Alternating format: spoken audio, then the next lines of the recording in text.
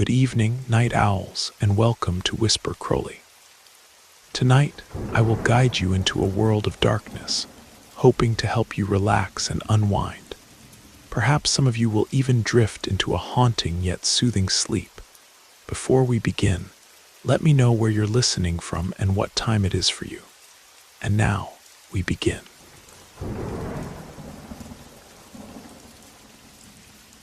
There are encounters that mark us forever, even when they happen with people who are no longer among us.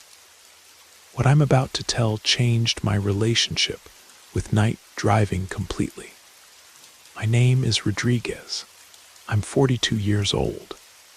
The early morning hours were always my preferred time because the city becomes different when everyone sleeps.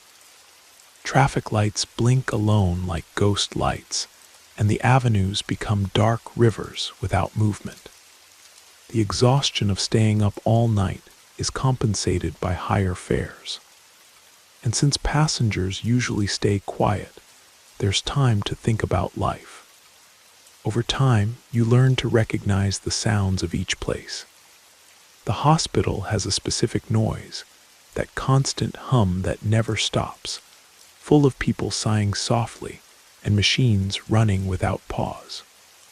On the early morning of August 3rd, 2017, I had parked the car among the ambulances waiting for a request to appear. It was 2:05 a.m. The air smelled of disinfectant mixed with grease from fried food that the drizzle had cooled. My phone buzzed with a notification. Boston Medical Center. Destination: Dr. Harrison Avenue, number 142, Back Bay Neighborhood, minimum fare. I thought about declining because I was almost finished with my shift, but every penny makes a difference at the end of the month. I accepted the request, cleaned my cloth mask, and turned on the interior light. I saw her coming out through the emergency door, an elderly lady with graying hair tied back, a long beige coat over wrinkled white clothing. She walked slowly, carrying a transparent plastic bag with an empty bottle and discharge papers. When she approached, I smelled a strange aroma of camphor mixed with old flowers and something metallic. She opened the door and settled without making noise, as if the seat already knew her body perfectly. I noticed her hands, delicate fingers, almost transparent skin, well-cared nails. "Good evening, ma'am. Is the address correct?" I showed her the phone screen. "Perfectly correct," she responded with a soft voice, almost whispering. "Thank you for picking me up again." Her way of speaking was refined, reminiscent of old radio announcers. I closed the door and started the trip. The windshield was fogged with mist, so I activated the wipers. While entering Commonwealth Avenue, I asked if she'd like music. She declined with a subtle head movement, keeping her gaze fixed on the side window. The green screen indicated 12 minutes of travel. The journey passed in complete silence. Intermittent traffic lights, light drizzle, empty yellow taxis crossing the avenues. When converging onto Dr. Harrison Avenue, I observed her through the rearview mirror. The orange light from the street lamp bathed her extraordinarily pale face, almost luminescent. That's when I noticed something unsettling. She hadn't put on her seatbelt, but the dashboard didn't show the usual alert. I shook my head, attributing it to some system malfunction. We arrived at the destination, number 142. It was an imposing 3-story mansion with a gray stone facade, symmetrical ornaments, and double-carved wooden doors. Whenever I passed by there, I saw the place closed and deteriorated. At dawn, however, the gate was open, and a corridor lamp poured yellow light over steps that gleamed as if recently polished. I stopped by the curb. "We've arrived, ma'am." She looked at me through the mirror. Her eyes seemed to capture and multiply the little available light. She sketched a discreet smile, just slightly contracting her dry lips. "Keep the change. Until next time." She extended a $20 bill, old and almost gray, that produced a noise similar to tissue paper when handled. I took the money, and before I could thank her, she got out and walked toward the mansion with measured steps. The app emitted the trip completed signal. Exact fare, no tip registered. I looked at the bill in my hand, and it was disintegrating between my fingers like dried crumbs. I shook my hand, and the dust scattered among the petals. I felt a sudden impulse to warn her about the dangers of deserted streets at that hour. I got out of the car and walked to the gate. The lady had disappeared, and the corridor lamp had gone out. On the upper floor, a wide window revealed oscillating brightness, as if dozens of candles were lit. I touched the wooden door. It yielded easily, and I entered a hall impregnated with the aroma of burnt wax. A narrow corridor led to a room where a marble table supported white candles and countless framed photographs. In the center stood out the portrait of my passenger, hair tied back, same beige coat, solemn expression. A small metal plaque identified Dr. Esperanza Morno, 1934 to 2015. Around it, containers with rose water and crosses made of straw. The air thick with sweet smoke irritated my throat. I coughed and backed away, bumping into a vase that shattered on the floor. The sound echoed throughout the building before absolute silence settled. I ran back to the car. On the rear seat was a stain of dark dust. I touched it, cold, damp earth. I shook it out the window, put on my seatbelt, and accelerated without defining my next destination. This must be some elaborate family tradition, I thought. Maybe a custom of honoring the dead near the anniversary of death. But the aroma persisted: camphor, deteriorated flowers, oxidized metal. I arrived home at dawn with persistent nausea, slept restlessly, and returned to work the following night. The seat was clean. I imagined the earth had been carried away by the wind. I completed 4 normal rides without incidents. On the 5th request, the platform displayed identical origin, Boston Medical Center. Same destination, Dr. Harrison, Avenue 142. The clock marked exactly 2:05 a.m. Passenger name, E. Morno. My hand froze over the screen. I canceled immediately. The system registers refusals and applies penalties, but I decided to ignore them. 30 seconds later, the phone buzzed again with the same request. On the 3rd attempt, the interface didn't allow cancellation. I was forced to accept. I arrived in front of the hospital, and no one was visible. Even so, the rear door opened by itself, and I felt the seat accommodate invisible weight.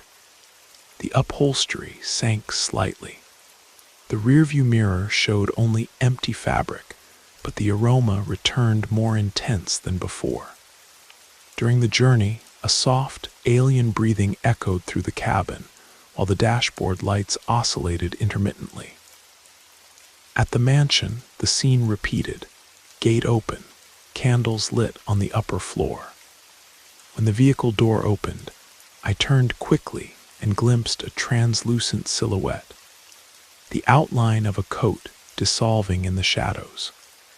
I tried to flee, but tripped and fell. The damp earth impregnated my clothes. On the ground, dozens of old bills reduced to dust formed a trail to the house entrance.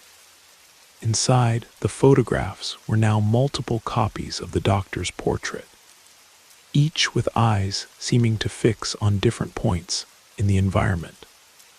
On the wall, a yellowed medical record certified that Esperanza Morno died at 2:05 a.m. on August 3rd, 2015, from cardiac arrest at Boston Medical Center. I had transported her exactly at the moment of her death. A close, soft voice murmured, "Thank you for picking me up again." All the candles extinguished simultaneously.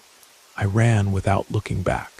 Upon reaching the car, the app screen displayed "Recurring service confirmed." I never managed to remove that message. It reappears after each restart. Years have passed. Every August 3rd, at the exact minute, I receive the automatic request. My car, even turned off, spontaneously lights the interior lights. The rear seat deforms and damp earth mysteriously resurfaces. I tried to sell it several times. Interested buyers always detect soil residue and give up the purchase. The camphor aroma impregnates my clothes and permeates the entire house. My son comments that I smell like old hospital medicine.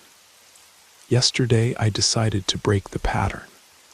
I left the vehicle at a mechanic shop, removed the battery, and walked away.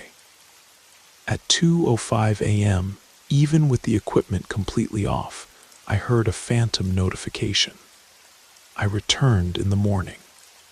The mechanic reported that precisely at 2 o'clock, someone knocked insistently on the shop door. Upon opening, he found only a cold breeze carrying the perfume of wilted flowers. Now I understand my role. Annually, I must drive her back so her memory remains alive, so the house of candles never goes out. I've become a driver of spirits, trapped between hospital and domestic altar.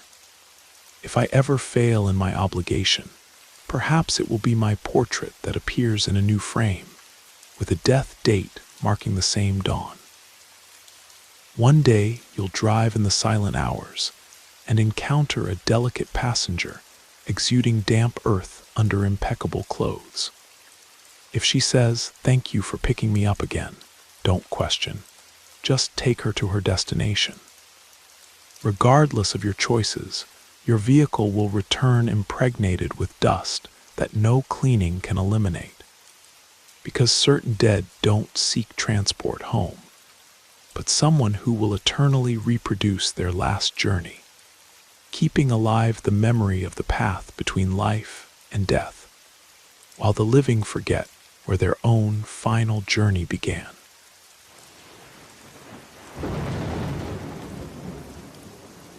I hope you enjoyed the first story. If you did, don't forget to leave a like. But if I didn't do my job well, feel free to give it a thumbs down. Either way, drop a comment and let us know where you're listening from and what time it is for you. Now, let's continue. I don't really know where to start, Father, so I'll go straight to it. If I seem lost, it's because I'm still trying to put the facts in an order that makes sense. Everything began on an ordinary day on the ranch, with the sun beating down hard before I took the coffee off the stove. My name is Camilla. I was 28 at that time and lived on a piece of dry land surrounded by prickly pear and scrub grass that my grandfather left me. I shared the routine with Reynaldo. We met at the co-op meetings. He handled water pump and fertilizer deliveries. I drove miles advising small producers. It wasn't a soap opera romance, but we had partnership. He'd show up when he could, sand the warped door, change the porch bulb, laugh at my fights with the wood stove. At night, we'd eat from chipped plates, share the last bit of hard candy, and talk about drilling and artesian well come summer. In the months after he moved in, everything ran smooth. By dawn, I'd already be in my apron washing the 2 dinner glasses while he spun the radio dial, trying to escape the static. Then each would leave for work, and when the sun dropped, We'd meet under the mango tree, sweaty but satisfied. It was simple life, and I swore nothing there could go wrong. Then strange details started. The north side fence would fall down for no reason. I put it back up 3 times, changed posts and wire. Next day, dawn would break with it leaning again, like someone pushed it at night. I swore I heard a dry snap, almost like wood sighing. But when I examined it, there was no sign of force or rust. The chickens changed too. They wouldn't die, but got restless after sunset, beating wings against the cage until they injured their breasts. Ronaldo talked about foxes. I mentioned wildcats, but we never saw tracks. One morning I found feathers scattered in the chicken coop, forming a circle. I swept quickly, pretending it was wind. I didn't connect the dots. I kept taking irrigation notes, answering reports, coming home late with the pickup truck spitting red dust. Sometimes I'd find Reynaldo on the steps, legs stretched out like he'd been waiting for me all night. He'd smile, ask if I wanted bean soup, and I found that simple care beautiful. Even so, I noticed dark circles under his eyes, like he slept less than me. One dawn, I woke to the dogs barking. I went out to the porch and saw Reynaldo by the fence, little flashlight dead. He poked at the fallen wire and muttered something I couldn't catch. "Need help?" I asked, voice still hoarse. He raised his hand asking for silence and said everything was fine. The breeze brought the smell of crushed grass, as if someone had trampled around. In the morning, I questioned what he was doing there. He answered with a shrug, claiming he'd dreamed standing up, something he didn't even remember right. Strange, but I swallowed the doubt. Between chores and tiredness, who has breath to argue about dreams? Today, I see that's where normalcy cracked like dry clay after rain. I didn't notice because I didn't want to notice. If I'd known where that was heading, I would have paid more attention to the stubborn fence. Maybe I'd have asked why Reynaldo whispered in the dark, with the delicacy of someone asking forgiveness. But back then, fear was just beginning, and I had no idea what was coming. I had no reason to suspect anything serious, Father, until the co-op sent that training course summons. Simple trip, 2 days of lectures, macaroni and chicken lunch, back on Saturday. Reynaldo kissed me quick, threw his backpack in the truck bed, and promised to finish the fencing while I was away. First night, everything normal. I shared a room with an engineer who snored softly. I was sleeping when at 2 in the morning the phone buzzed. On the screen, Mrs. Noosa. Still groggy, she could barely speak. Reynaldo had suffered an accident, was unconscious. The news came raw, no details.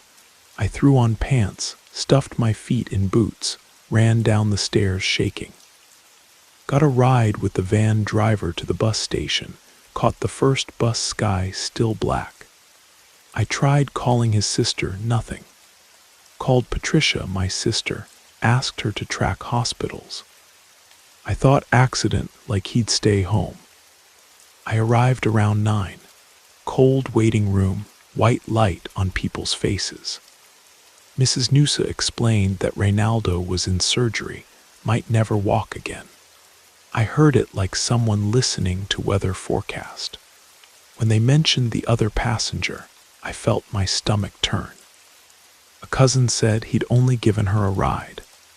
Patricia pulled me to the hallway and spoke low. It was Talita. They've been dating secretly for almost 2 years. There the floor gave way. I didn't cry. I left the hospital walking fast, as if fleeing could erase the news. On the bus back, I saw plantations pass in brown blur. Inside me, everything was empty. I got to the ranch before sunset. The dog lifted his head, smelled the air, and lay back down. Seemed to know I brought no good news. I dropped the backpack, sat on the bed's edge, and stared at the cement floor. I remembered the notes he'd leave on the fridge. I opened the door, nothing but yellow light and a jar of jam half empty. That night I couldn't sleep. Every time I closed my eyes, I saw Reynaldo on a hospital gurney, but his face would blur, becoming a mask without mouth.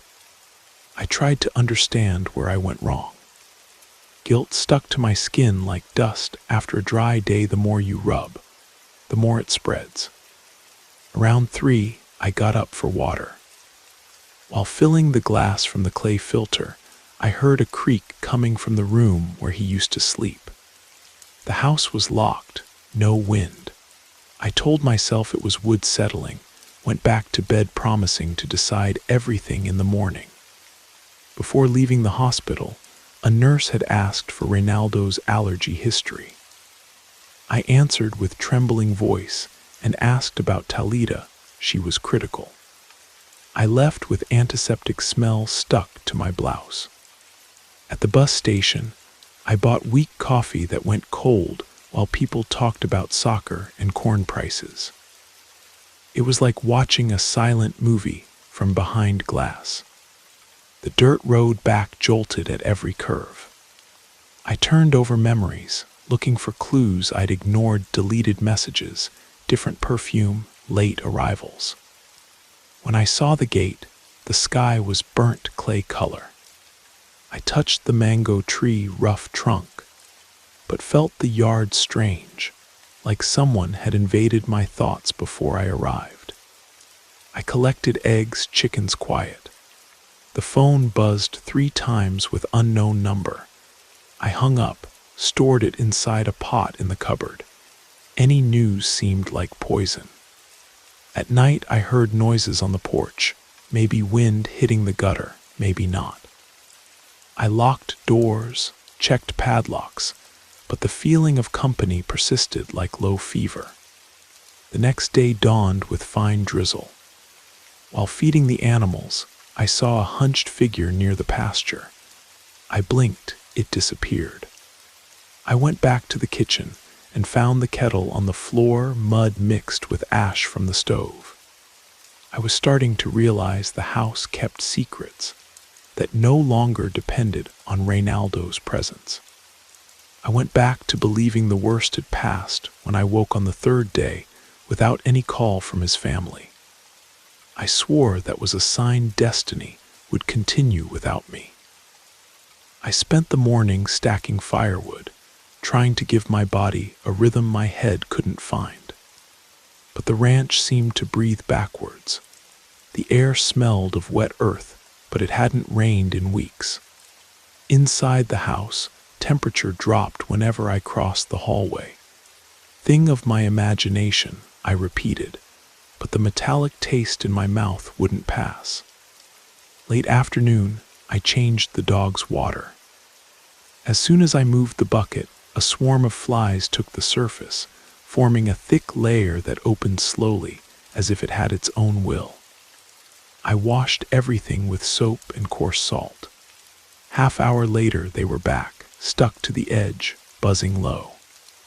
I went in to make coffee, and there were the first worms, thin, color of damp flour, writhing under the cupboard. I scrubbed with bleach until my stomach churned. No spoiled food, no trace of moisture. Even so, the creatures seemed to sprout from the wood.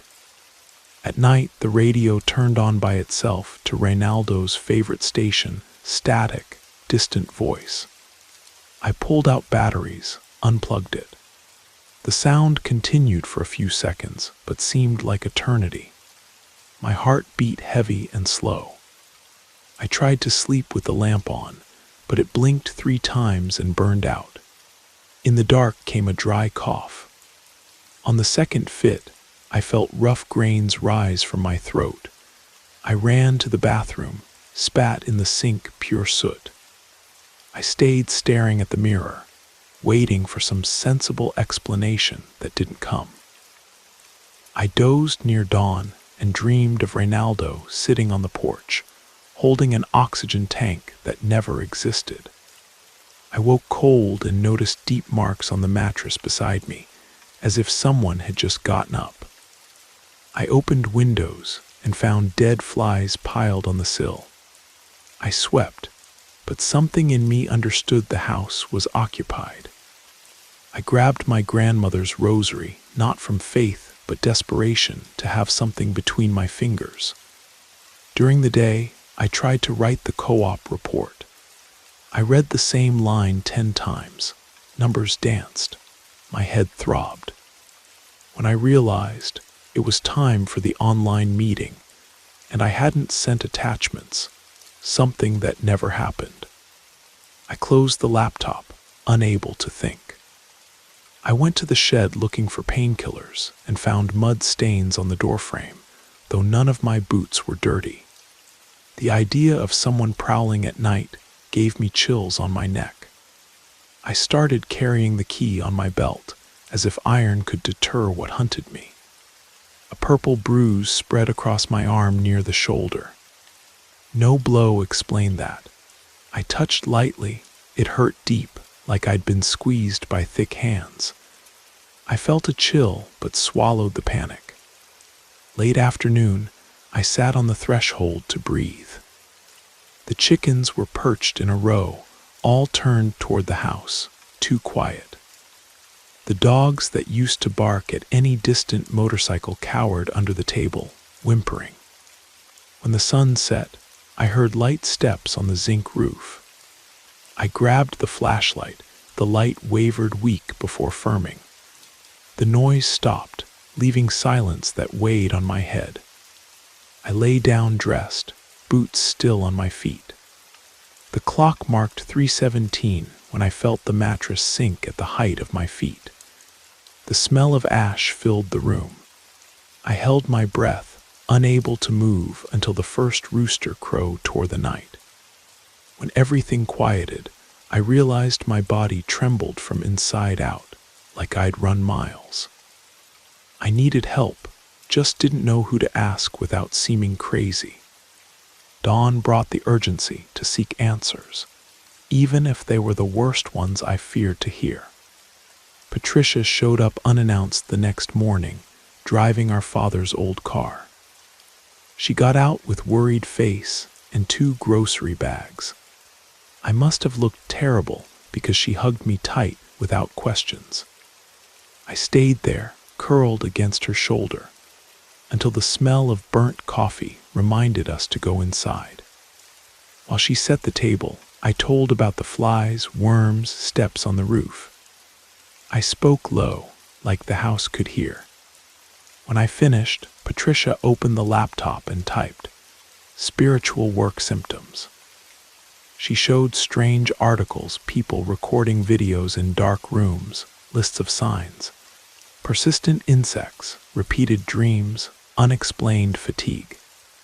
I laughed without humor. "I know it sounds absurd, Mila, but some things match," she said, scrolling the screen with a sigh. I answered that I didn't want to become a character in some superstition forum. She squeezed my hand. "Then explain what's happening without using the word witchcraft." I couldn't. That afternoon, motor sound echoed on the dirt road. I recognized the blue pickup from Reynaldo's family. My stomach turned. Mrs. Noosa got out slowly, holding her purse against her chest. She came alone. I met her at the gate. She didn't ask to come in, stayed there with dust rising around her sandals. "Camilla, my son needs you," she said, hoarse voice. "He repeats your name, won't eat, won't sleep. Physical therapy is expensive. Here he'd have space, bed, care." My body trembled, but I tried to breathe deep. "Mrs. Noosa, you knew about Talita, 2 years of lies. This isn't care, it's abuse of trust." She looked away, drying imaginary tears. "Everyone makes mistakes. God likes those who forgive. God likes those who don't deceive," I replied. Her face hardened. For a second, I saw dark anger in her eyes. She turned her back without goodbye, got in the pickup, and disappeared in the dust cloud. Patricia watched from inside the kitchen, hand gripping the curtain. "This won't end well," she murmured. That night started with wind pushing dry leaves against the window. Patricia slept on the couch. I locked myself in the room, candle lit on the dresser. At 3:11, I woke gasping. I dreamed of Reynaldo sitting in a wheelchair in the shed. He held my hand and said I should come back to our destiny. I woke with the sensation of cold fingers still wrapping mine. I went to the hallway. The bulb flickered though it was new. From the room where he used to sleep came a low murmur, like litany. I pushed the door empty, but the air had the sour smell of damp cloth. Patricia appeared behind me, eyes wide. "You heard it too." I nodded. She breathed deep. "Enough. Tomorrow we look for real help." The next day we drove to the small county seat old building with green windows. Patricia insisted on an esoteric cafe that had just opened. I felt ridiculous, but went in. The girl behind the counter had a colorful scarf on her head and sad smile. She asked me to shuffle worn cards. While turning them one by one, devil, hanged man, moon, my heart beat in my throat. She didn't ask anything, just described. A binding made with earth and personal objects, commissioned by a woman of the blood of the man who betrayed you. She said they'd reinforced the binding recently, listed symptoms before I mentioned them. Flies, dreams, taste of ash. I froze. Is there a cure? My voice came out weak. "There's a cutting," she answered. "Who can do it lives in a settlement by the river. His name is Anselmo." She wrote the name and number on crumpled paper, pushed it toward me, refusing payment. I left some coins on the counter anyway. Coming out, the sky was overcast, but not raining. The feeling was of storm that never falls. I drove alone to the settlement before sunset, narrow little road, crooked fences, smell of burnt brush.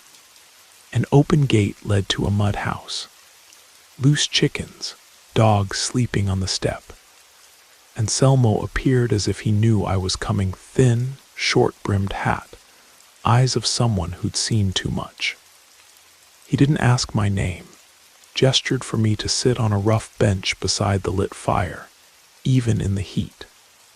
"Tell," he said, voice like gravel. I spilled the story in a rush accident, betrayal, flies, dream, mother-in-law's visit.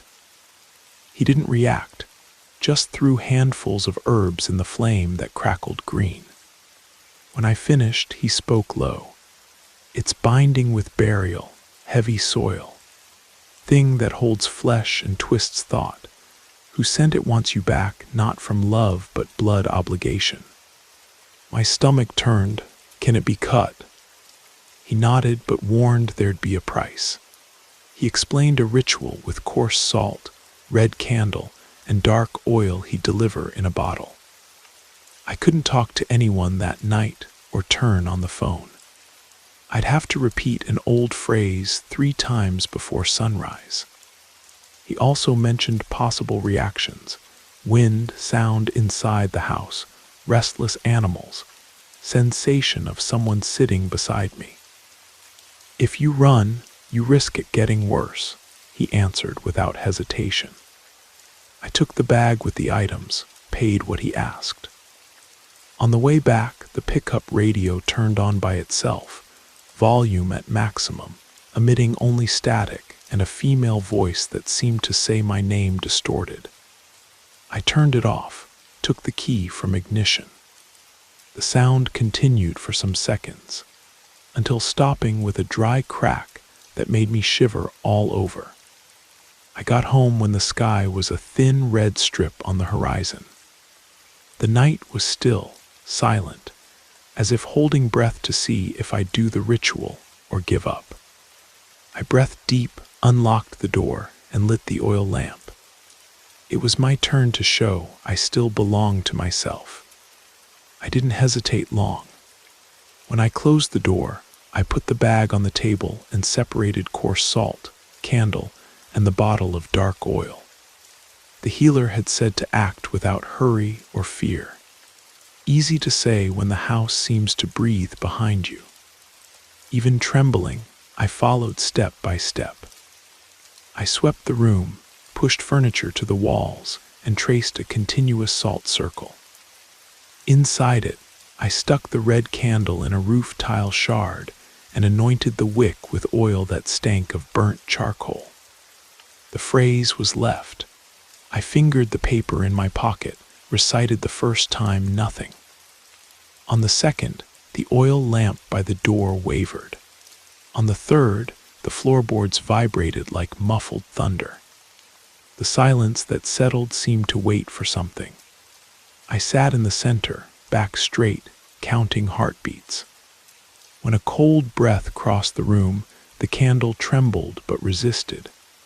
I closed my eyes so as not to cross the salt accidentally. Maybe I dozed. Suddenly, the wick was half gone and everything happened at once. The door slammed shut. The radio in the living room hissed, spitting incomprehensible words. The dog whined outside. I tried to get up, but my body weighed tons. The candle then went out, not blown, just absence, and the dark became total. I felt weight behind me, someone kneeling close to my back. The mattress in the next room creaked though nobody slept there. The salt crackled tiny sparks, smell of warm flesh rose. I remembered, if you touch, don't break. I hugged my own arm until it passed. There was a crack inside my head, white flash. When I recovered, the oil lamp burned normal. The candle had relit by itself, half the wick on the floor. I looked at the clock, 3:43. I blew out the candle, gathered the salt in cloth, and tied it tight. I buried the bundle by the oldest guava tree, covered with red earth. Going back, the radio was mute, the house quiet. I sat on the porch and noticed my fingers dirty with earth to the cuticles, though I remembered using the shovel. My arms burned where before there were bruises, now thin scratches. When day cleared, the ranch sounded normal rooster in distance, dry leaves scraping ground. No flies. The weight left my chest, but I didn't celebrate. I kept the fear and dozed sitting, flashlight in hand like a guard who knows the watch never ends. I woke around 9 with Patricia shaking my shoulder. I told her briefly. She just said, if it worked, we'll feel it. 2 days passed clean. I sent reports, almost believed in peace. Before sleep, I'd spin our wedding ring between my fingers. I didn't have courage to throw it away, but I noticed how a ring can serve as shortcut to everything we try to bury. I wrote on a sheet, get rid of his memories. On the 3rd day morning, I found the brown envelope nailed to the gate. Inside, just the phrase, you promised to stay. No signature. The trembling handwriting seemed from someone writing with injured hand. My stomach turned to stone. I burned the paper on the stove, but the message was already in my head. While the fire consumed the paper, I felt the kitchen air drop a few degrees. The window banged though wind was calm. I spent the rest of the day trying to occupy my mind, painted the door, fixed a leak in the water tank, checked the fence, now firm as if it had never fallen. But the feeling of being watched grew. At nightfall, the radio gave just one electric pulse, brief, reminding it was still there. When darkness covered the field, I redid salt lines at the entrance, left a glass of water and white candle lit in the kitchen. Then I sat on the bed, ring between fingers, ready to answer the call not with surrender, but with the stubbornness of someone who refuses to belong to any chest but her own. I went back to living by the clock, Father, but not for work. It was fear of reaching that hour when everything usually falls apart. For 3 nights, the white candle burned quiet and the radio stayed silent. I thought about thanking some saint, but held back. I'd celebrated too early before. On the 4th dawn, a crack woke me. The water glass in the sink had split in half as if it had taken a blow. No wind or sudden temperature change, just that perfect fissure cutting the glass top to bottom. I threw everything away before thinking about the meaning. In the morning, I found the first chicken fallen near the garden, no attack marks. I picked it up in my arms, feathers intact, glassy eyes, body still warm. I buried it quick because flies were already circling. I told myself it was infection that could happen. In the afternoon, 2 more dead, one inside the closed shed. I stayed quiet, burying the 3rd. When I felt the smell of burnt candle coming from the earth, as if something burned slowly inside. Patricia came back that night, worried about my silence by text. She found the yard too clean and asked where the birds were. I told her. She breathed deep, pulled the rosary from her pocket, hesitated, and put it back. Maybe it's time to call Anselmo again. I agreed, but first I wanted to eat something. While heating beans, the radio turned on without warning, low static, then rose a sharp frequency that almost hurt. I spun the knob, no station. When I was about to pull the plug, Mrs. Noosa's voice emerged, clear as if she were sitting in the passenger seat. "Camilla, come back, he needs you. Come back soon." Patricia saw my face lose color before hearing anything. She ran and unplugged the cable. Even so, the voice continued for 3 whole phrases until becoming static again. The following silence was so heavy the beans bubbled loud, as if reproving our paralysis. I called the healer immediately. His voice came out weak, hoarse, like speaking from far away. "Warning given. They reinforced the binding. Someone entered your land." "How so?" I asked. "Look near the corral, see if they didn't leave a sign." We went there with flashlight. On the gate beam hung a cross of dry branches tied with red ribbon. The thing swayed without wind, creaking soft. Patricia wanted to tear it down, but I remembered the advice, don't touch directly. I got the shovel, knocked it to the ground, pushed it in a plastic bag, sealed with electrical tape. I threw it in the latrine, covered with ash. That same dawn, another strange thing, the living room clock stuck at 3:33. I watched the second-hand pulse in the same place like unsteady heart until the battery died. When I tried to note the fact in the notebook, I realized I was losing blocks of time. I opened the page at 3:40. Next glance at the clock marked 5:10, line still empty. The next day I called Anselmo again. He asked me to bring any object that symbolized the marriage. I breathed deep. It was time for the ring. I put it in my pocket and headed out in the pickup. Patricia insisted on coming. Dusty road, smell of burnt eucalyptus in distance. He received us outside, sitting in a straw chair as if he'd been waiting for hours. He didn't look away when I handed over the ring. "This is the padlock's key," he murmured. "Been using it to pull you like tied calf. To break, it'll hurt a little." He showed the small carved wooden box he'd made himself. He explained, "You need to burn the ring inside a big anthill while I, from his land, would pray the cutting." The ant's fire, he said, was slow, but sure took away metal and binding. He also warned that after lighting the flame, I couldn't run away. no matter how much the ants climbed on me. Fear would serve as seasoning for the breaking. On the way back, Patricia questioned if I could handle it. I answered that I was already burning inside for months. Some stings were little. We found the anthill near the north fence red crater, swarming with insects. I waited for the sun to drop, soaked around with old cooking oil, let the ring fall in the center, and struck the match. The flames rose low and steady, crackling like frying. Ants climbed my sneakers, bit calf and shin. It hurt, sure, but I repeated the phrase Anselmo taught me, guttural sounds, strange tongue, hard to memorize. On the third repetition, the fire gained bluish color and hissed, melting the ring until it became a drop so hot it sank in the earth.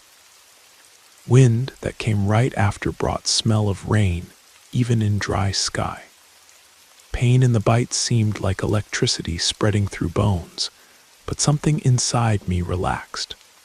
Patricia, watching from the gate, saw no blue flame, swore the ring disappeared without any fire. I didn't argue. By then, parallel versions were already the rule. At dawn, there was no hiss or voice or stuck clock. I woke only with the itch of bites and silence, so deep the living chickens slept without peeping. It was early to sing victory, but for the first time in long time, I felt the earth under my feet didn't pull me inside. I wanted to believe that was the end, Father, but the house doesn't like easy goodbyes. On the first dawn after the anthill, I woke early, sanded the front door, and each wood chip fell like old dust. Even the smell seemed new, as if air had been changed for another. I spent the day measuring silences, no flies, no radio turning on by itself, no dead chicken. Just the calm that demands vigilance. One wrong thought and everything shakes. Patricia stayed one more night and left the next morning. At goodbye, she squeezed my hands and murmured, "Trust what you feel, but don't let fear guide you." I nodded, too tired for symbols. Alone again, I swept the yard. Suddenly, I smelled strong kerosene coming from the kitchen. I ran inside, stove off, oil lamp distant. On the baseboard, a black stain dripped shiny to half the wall, as if ritual oil sprouted from the plaster. I touched with cloth. The liquid disappeared under my nail like fleeing insect.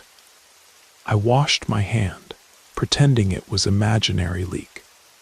At night, the sound of steps returned not on roof, but beside the burnt anthill. I pressed ear to window and heard slow breathing, out of rhythm. The urge was to run, but I lit the oil lamp, opened the door, and stayed on the threshold. Wind brought dry grass spinning. Nobody in sight, though breathing continued nearby, coming from darkness. Air smelled of hot iron, storm warning that didn't exist in clear sky. Before locking the door, the shed gate burst open as if kicked. The bang froze my teeth. I grabbed the flashlight. This time it worked, and advanced inside. The light beam revealed the center of the floor free like stage. On the ground, the anthill mark had reappeared in black mud, perfect concentric circles. In the middle, metallic shine mocked me. It was the ring, whole, as if anthill fire had never touched it. I threw the flashlight, raised the shovel, and came down hard. Sparks flew, but metal didn't yield. Then I felt cold hand rest on my shoulder, not hot or alive, compact absence. The shed sucked air, dust spun like dark smoke. I shut eyes and repeated Anselmo's phrase, chewing syllables, spitting each sound. The place trembled. I heard wing flutter without birds. When I opened eyes, breath from inside out swept the smoke. Shadows stuck to walls and erased themselves. The ring had cracked in two opaque pieces, no shine. I used the little hook, threw them in kerosene bucket, struck match. Flame rose blue. From center emerged grave, ancient voice that belonged to no man or woman, releasing just one word: enough. I don't know if it was end of attack or decree of forced truce, but effect was same absolute silence. I stumbled out to the yard. Sky seemed low but heavy. My legs burned in reopened bites, but chest was light. I slept without candle, without salt, beaten by tiredness. I woke to rooster song. Clock marked 6 and clean wall, no stain, shed in order. I smelled only earth, dust, and burnt kerosene. It was that morning the letter from Reynaldo's supposed cousin arrived. Talked about his relapse, desperate mother. I read without trembling. At bottom, dark drop dried to rust, remembering old blood. I kept the letter in locked box. It was time to close this. I spent the day packing notebooks, tools, pictures. At dusk, each wall showed white marks where photos had hung. I sat on the step, drank warm water, and wind took dust without bringing anything back. I knew the ranch no longer belonged to me, and I no longer belonged to it. On the last night, I lit only one oil lamp. The radio stayed mute, and so did I. I slept on the living room floor, suitcase for pillow, dreaming only of silence. At dawn, I felt sweet perfume of prickly pear flowers without hidden rot. In the morning, I closed the door, left the key hanging on a nail, took one step outside, and didn't look back. While walking to the pickup, I heard the shed door bang soft, like someone saying goodbye. This time, I didn't run, left each sound in its place. The ranch shrank in the rearview mirror. Minutes later, the stings still burned, and I knew that from them small white scars would be born on my skin, maps of a war nobody would see, reminding me that not all forgetting is possible. I moved without route, just with the idea of staying far from everything that reminded me of the ranch. I took the first job offer on an irrigation project in lands further south, where climate is dry, but nights explode with stars. I rented a simple house, low wall, 2 rooms, and yard facing vacant lot. I painted walls white, hammered new nails to hang face towels, and swore to myself that this time there'd be no memories stuck to each brick. Routine started early: thin coffee, dirt road, meetings with farmers. New people, different accents. Nobody knew me. I didn't give space for questions either. At night, silence seemed normal, not the heavy silence of the ranch, but the peace of small places. First days ran light, and I came to think the past had stayed 1,000 miles behind. But past doesn't care about distance. One dawn I woke with the feeling someone watched me. I opened my eyes, dark room, but streetlight drew thin crack in corner of ceiling. I touched the plaster. It fell in powder, revealing another crack underneath, like badly closed scar. I doubted memory, didn't remember seeing that when painting. I shrugged. Old house has quirks, I thought, and went back to sleep. The crack multiplied in few days, forming crooked veins through the hallway. Each bathroom visit, the mirror fogged without shower running. When I passed the towel, reflection took a blink to catch my movement, but obeyed. I attributed to poor lighting, changed bulb, nothing changed. One afternoon, reviewing reports at kitchen table, I smelled wet earth. Outside, sun cracked hard ground. I remembered same odor before the flies, and heart gave signal. I opened doors and windows, but aroma persisted, coming from inside. I searched, no leaking pipe. I made chamomile tea, let cup cool untouched. Next night I dreamed I walked through 2 narrow corridors, walls sticking to shoulders. When I woke, I was sitting in the yard, knees dirty with earth, no memory of going out. There were barefoot tracks going and coming between door and vacant lot. I put extra lock I bought at market, but understood it wasn't the lock that would protect me. I called Anselmo, thinking to hear advice, but number was out of service. I found through word of mouth he'd gotten sick for good, wasn't seeing anyone anymore. I felt stab of guilt. How many stories had he carried until he couldn't take it? I spent rest of night wrapped in blanket, listening to imaginary leak coming from dry attic. At work, people commented on my dark circles. I invented Project Vigil, but I didn't know what to watch myself. One dawn, 3:12, I woke to familiar crack. Wall clock frozen at that exact hour, same as happened at ranch. Difference was, this time I didn't scream. I just breathed deep, took apart clock, and locked pieces inside glass jar I buried in vacant lot. From there, no more stuck time, earth smell, or new cracks. I kept thinking maybe facing fear standing up, without running, was part of missing ritual. I started putting coarse salt behind door, not from panic, but to remember the house now obeyed me. I still dream of Ronaldo rarely. In dreams, he doesn't speak, just watches me with deep eyes like someone looking for way back. I wake, touch sheet, realize I'm alone, and accept the clear relief mixed with pity. Sometimes I catch myself arranging excuses for forgiveness that will never come.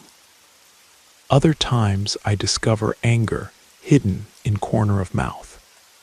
I learn to live in middle of these extremes, Father. I don't let strangers cross my gate without warning anymore. I pour fresh coffee whenever someone appears, but keep eye on pockets.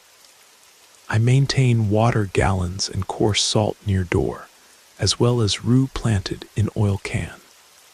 When wind brings smell of non-existent rain, I repeat low the phrase that sealed the anthill, just to reinforce throat bricks.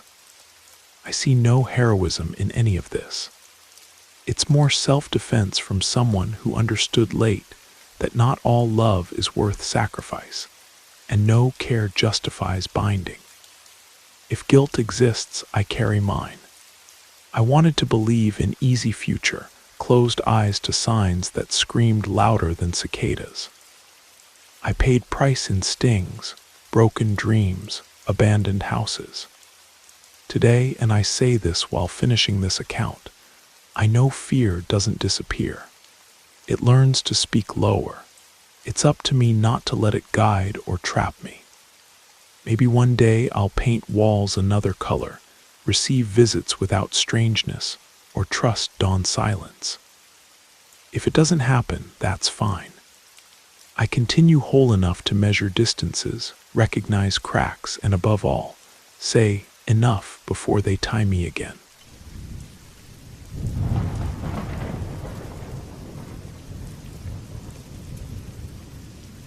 My name is Joe Carson.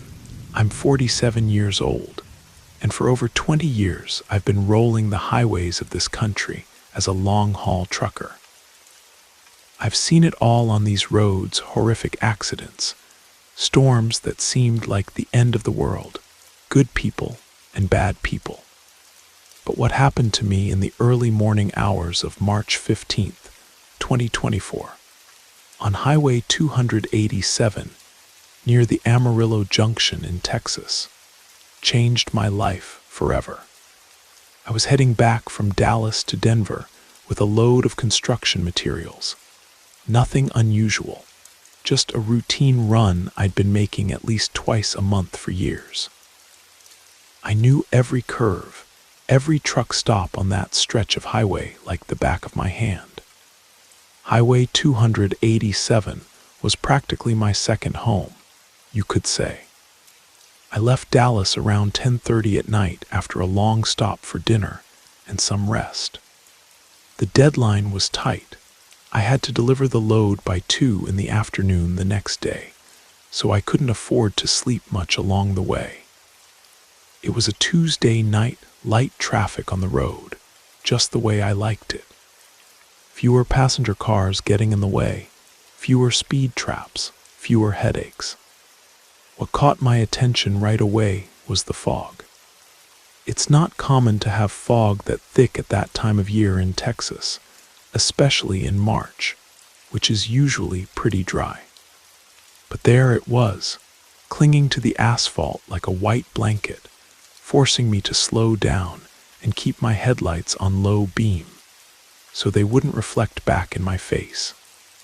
The silence was strange too.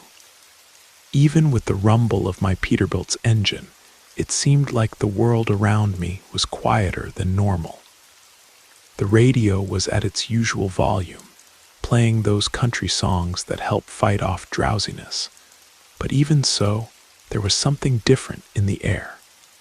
A feeling I can't quite explain, like the highway itself was watching me. It was past midnight when I started approaching the Amarillo Junction. I know that stretch well. It's a somewhat isolated area with few gas stations, surrounded by prairie on both sides. During the day, you can see the mesas in the distance, but at night it becomes a black hole, just the road lit by headlights and nothing else. That's when I felt a chill run down my spine. I don't know why, but suddenly I had the urge to stop the truck and head back home. Nonsense, I thought. It's just fatigue and this damn fog messing with my head. I lit a cigarette, turned up the radio volume, and kept going. If I had known what awaited me a few miles ahead, I would have turned around right then and there. It was almost 1:15 in the morning when I spotted the signs indicating the entrance to the Amarillo Junction. The fog had gotten even thicker, forming whirlpools in the beam of my headlights like ghosts on the road. I slowed down even more. I was going about 40 miles per hour, pretty slow for my standards. That's when I saw her in the middle of the road. Right where the shoulder widens to form the junction, there was a small figure. My headlights illuminated just a silhouette at first, but when I got about 50 yards closer, my blood ran cold. It was a girl, a child about 8, maybe 10 years old, standing right in the center of the driving lane with her back to me. She was wearing a white dress that looked dirty, kind of yellowed, and her brown hair fell disheveled over her small shoulders. She was barefoot. Shit, I yelled alone in the cab, slamming on the brakes with all my might. The Peterbilt groaned. The tires screeched on the asphalt wet from the fog, and for one eternal second, I thought I was going to hit that child. The truck swayed violently with the sudden braking. The load shifted in the trailer with a dry thud, but I managed to stop about 6 feet from her. My heart was beating so hard I thought it was going to burst out of my chest. I sat there for a few seconds trying to catch my breath, my hands shaking on the steering wheel. When I looked at the road again, the girl was still there, in the same position, as if nothing had happened. What the hell is a kid doing out here alone in the middle of the night? I muttered, turning off the engine. I turned on the hazard lights, grabbed the flashlight from the dashboard, and got out of the cab.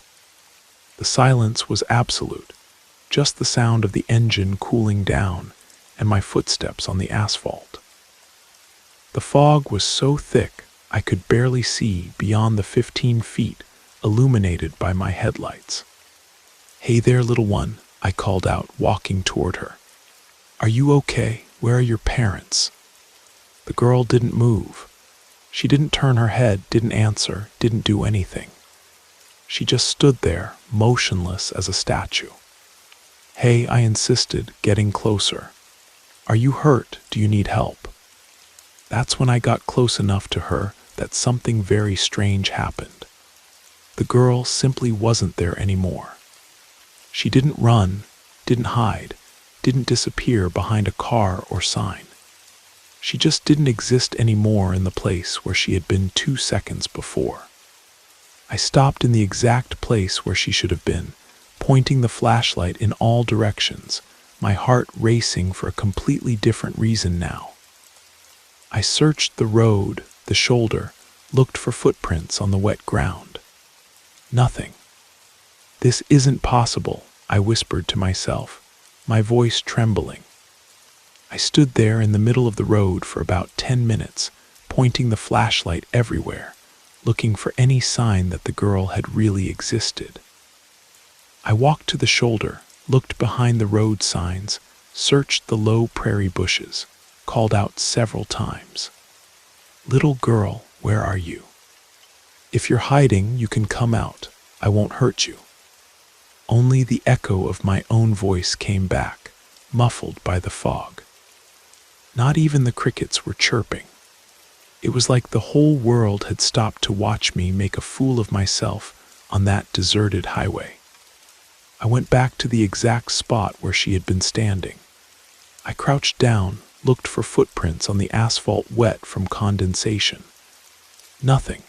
Not a mark, not a trace. I'm going crazy, I muttered, scratching my head.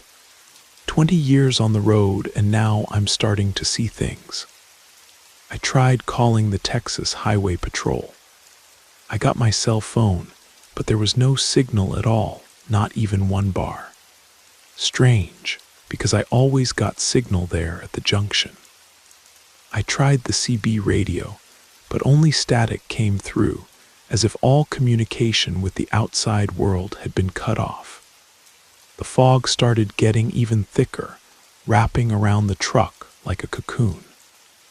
My headlights barely illuminated 15 feet ahead. I decided it was better to get out of there before the situation got worse. Maybe it really was fatigue, a hallucination caused by overwork and the strange atmosphere of that night. I went back to the cab, started the engine, and adjusted the mirrors. At least now I had a rational explanation for what happened. Stress, fatigue, the fog creating optical illusions. I'd heard of truckers seeing strange things on the road after too many hours driving. It had to be that. I put it in first gear and started accelerating slowly, still looking in the rearview mirrors to make sure there was no one on the road. That's when I heard it, dry, rhythmic knocking coming clearly from the trailer. I stopped immediately, my foot trembling on the brake pedal. I turned off the radio to make sure I wasn't confusing the sounds. Total silence for a few seconds. Then they came again, the knocks. Regular pauses, like someone was inside the trailer, deliberately banging on the metal wall. But that was impossible. The trailer had been sealed since Dallas, and I had checked the load myself before leaving. I grabbed the flashlight again and got out of the truck, my legs shaking. I went to the back and examined the seals. They were intact, exactly as they had been placed during loading. I pressed my ear to the metal wall of the trailer. Silence. Must be the load settling, I said aloud, trying to convince myself. Something loose, banging with the movement. But deep down I knew that didn't make sense. Those were deliberate knocks, with rhythm, not the random noise of loose material. I got back in the cab and started the engine again. This time I accelerated faster, wanting to get away from that cursed place as soon as possible. The knocking started again before I even shifted into second gear. This time the knocks were stronger, more insistent. It sounded like someone was using a hammer inside the trailer. I sped up, thinking that if I increased speed, the noise of the engine and wind would muffle those damned sounds. I was wrong. Now it was 5 knocks in a row, a sequence that repeated every 10 seconds, timed like a clock.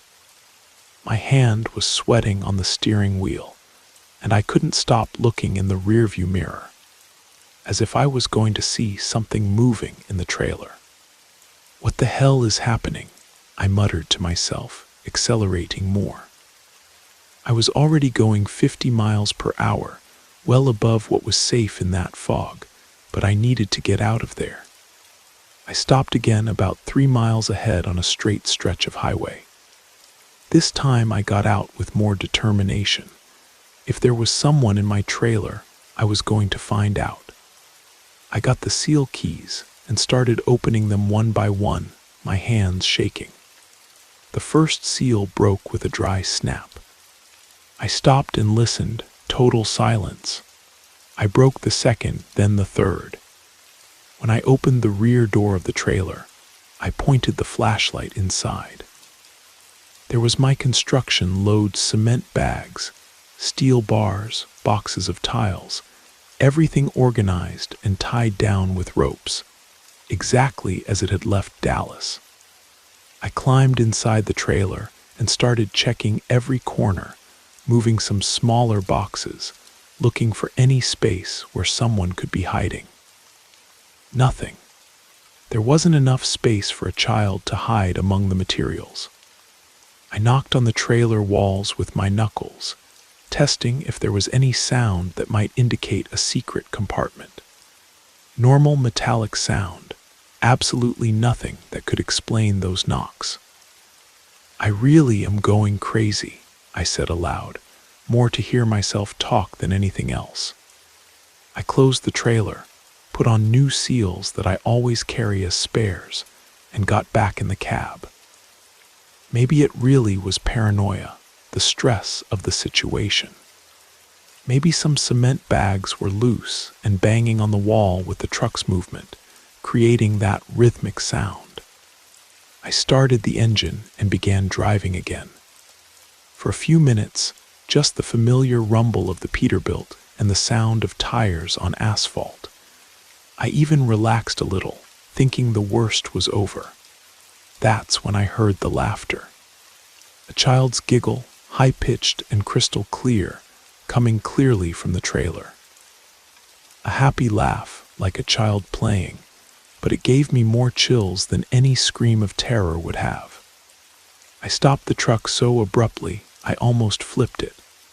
The laughter continued for a few more seconds, and then stopped suddenly. My heart was beating so hard I could hear my pulse in my ears. I grabbed my cell phone with trembling hands, still no signal. I turned on the CB radio and managed to pick up a conversation between 2 truckers. "Hello, hello, can anyone hear me? This is Joe Carson, Blue Peterbilt.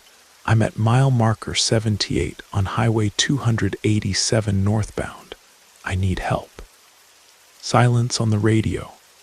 I insisted. "Hello, anyone there?" A tired voice answered. "Go ahead, buddy, this is Tony.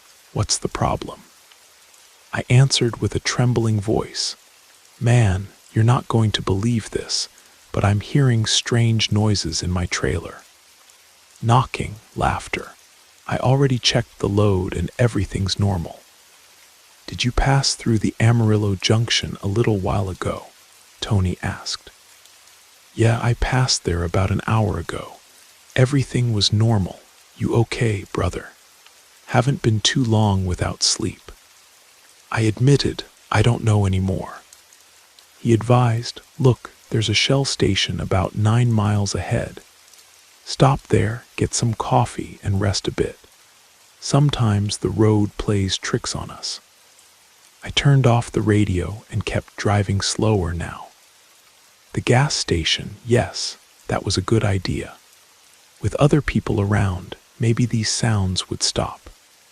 During the trip to the station, I heard 3 more sequences of knocks and 2 more laughs, but always when I was alone on the road. When a car passed in the opposite direction, everything went silent. Reaching the station, The fluorescent lights seemed like the most beautiful things in the world. I parked next to the pumps and got out of the cab. My legs were shaking, and I was sweating cold despite the mild temperature of the early morning. The attendant, a young guy about 25, came to serve me. "Good evening, boss. Gonna fill up?" "Yeah," I replied.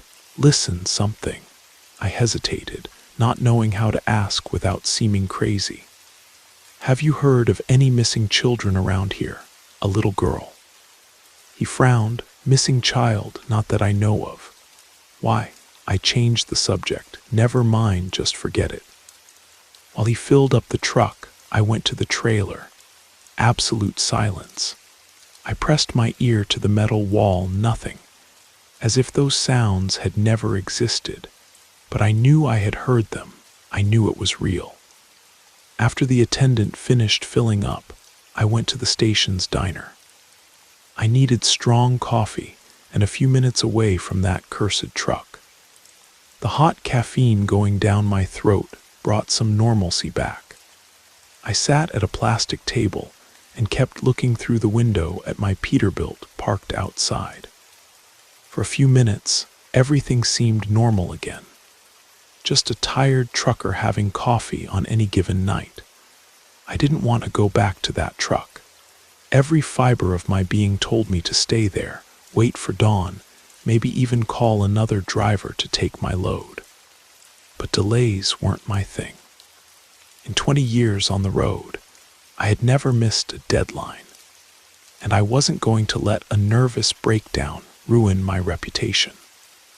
I looked at my phone clock, almost 3 in the morning. I still had time to reach Denver on schedule as long as I didn't stop anymore. I finished my coffee, paid the bill, and walked slowly to the truck. With each step, my heart accelerated more. I got in the cab, started the engine, and left the station. For the first few miles, I stayed tense, waiting for the knocks to return, but they didn't. The truck moved along the highway in silence, just the familiar rumble of the engine and the sound of tires on asphalt. An hour passed, then 2. Nothing. As time went on, I started to relax. Maybe it had really been fatigue, stress, the fog creating illusions. Maybe my mind had played an elaborate trick after so many years on the road. These things happen. I'd heard similar stories from other truckers. I arrived in Denver right on schedule, delivered the load without problems. The customer didn't even suspect I had gone through one of the strangest nights of my life. For everyone else, it was just another routine trip for Joe Carson. In the following days, I tried to forget what had happened. I went back to my normal routine, picked up other loads, made other trips. But something had changed in me. I can't explain exactly what it was. I started paying more attention to people on the road.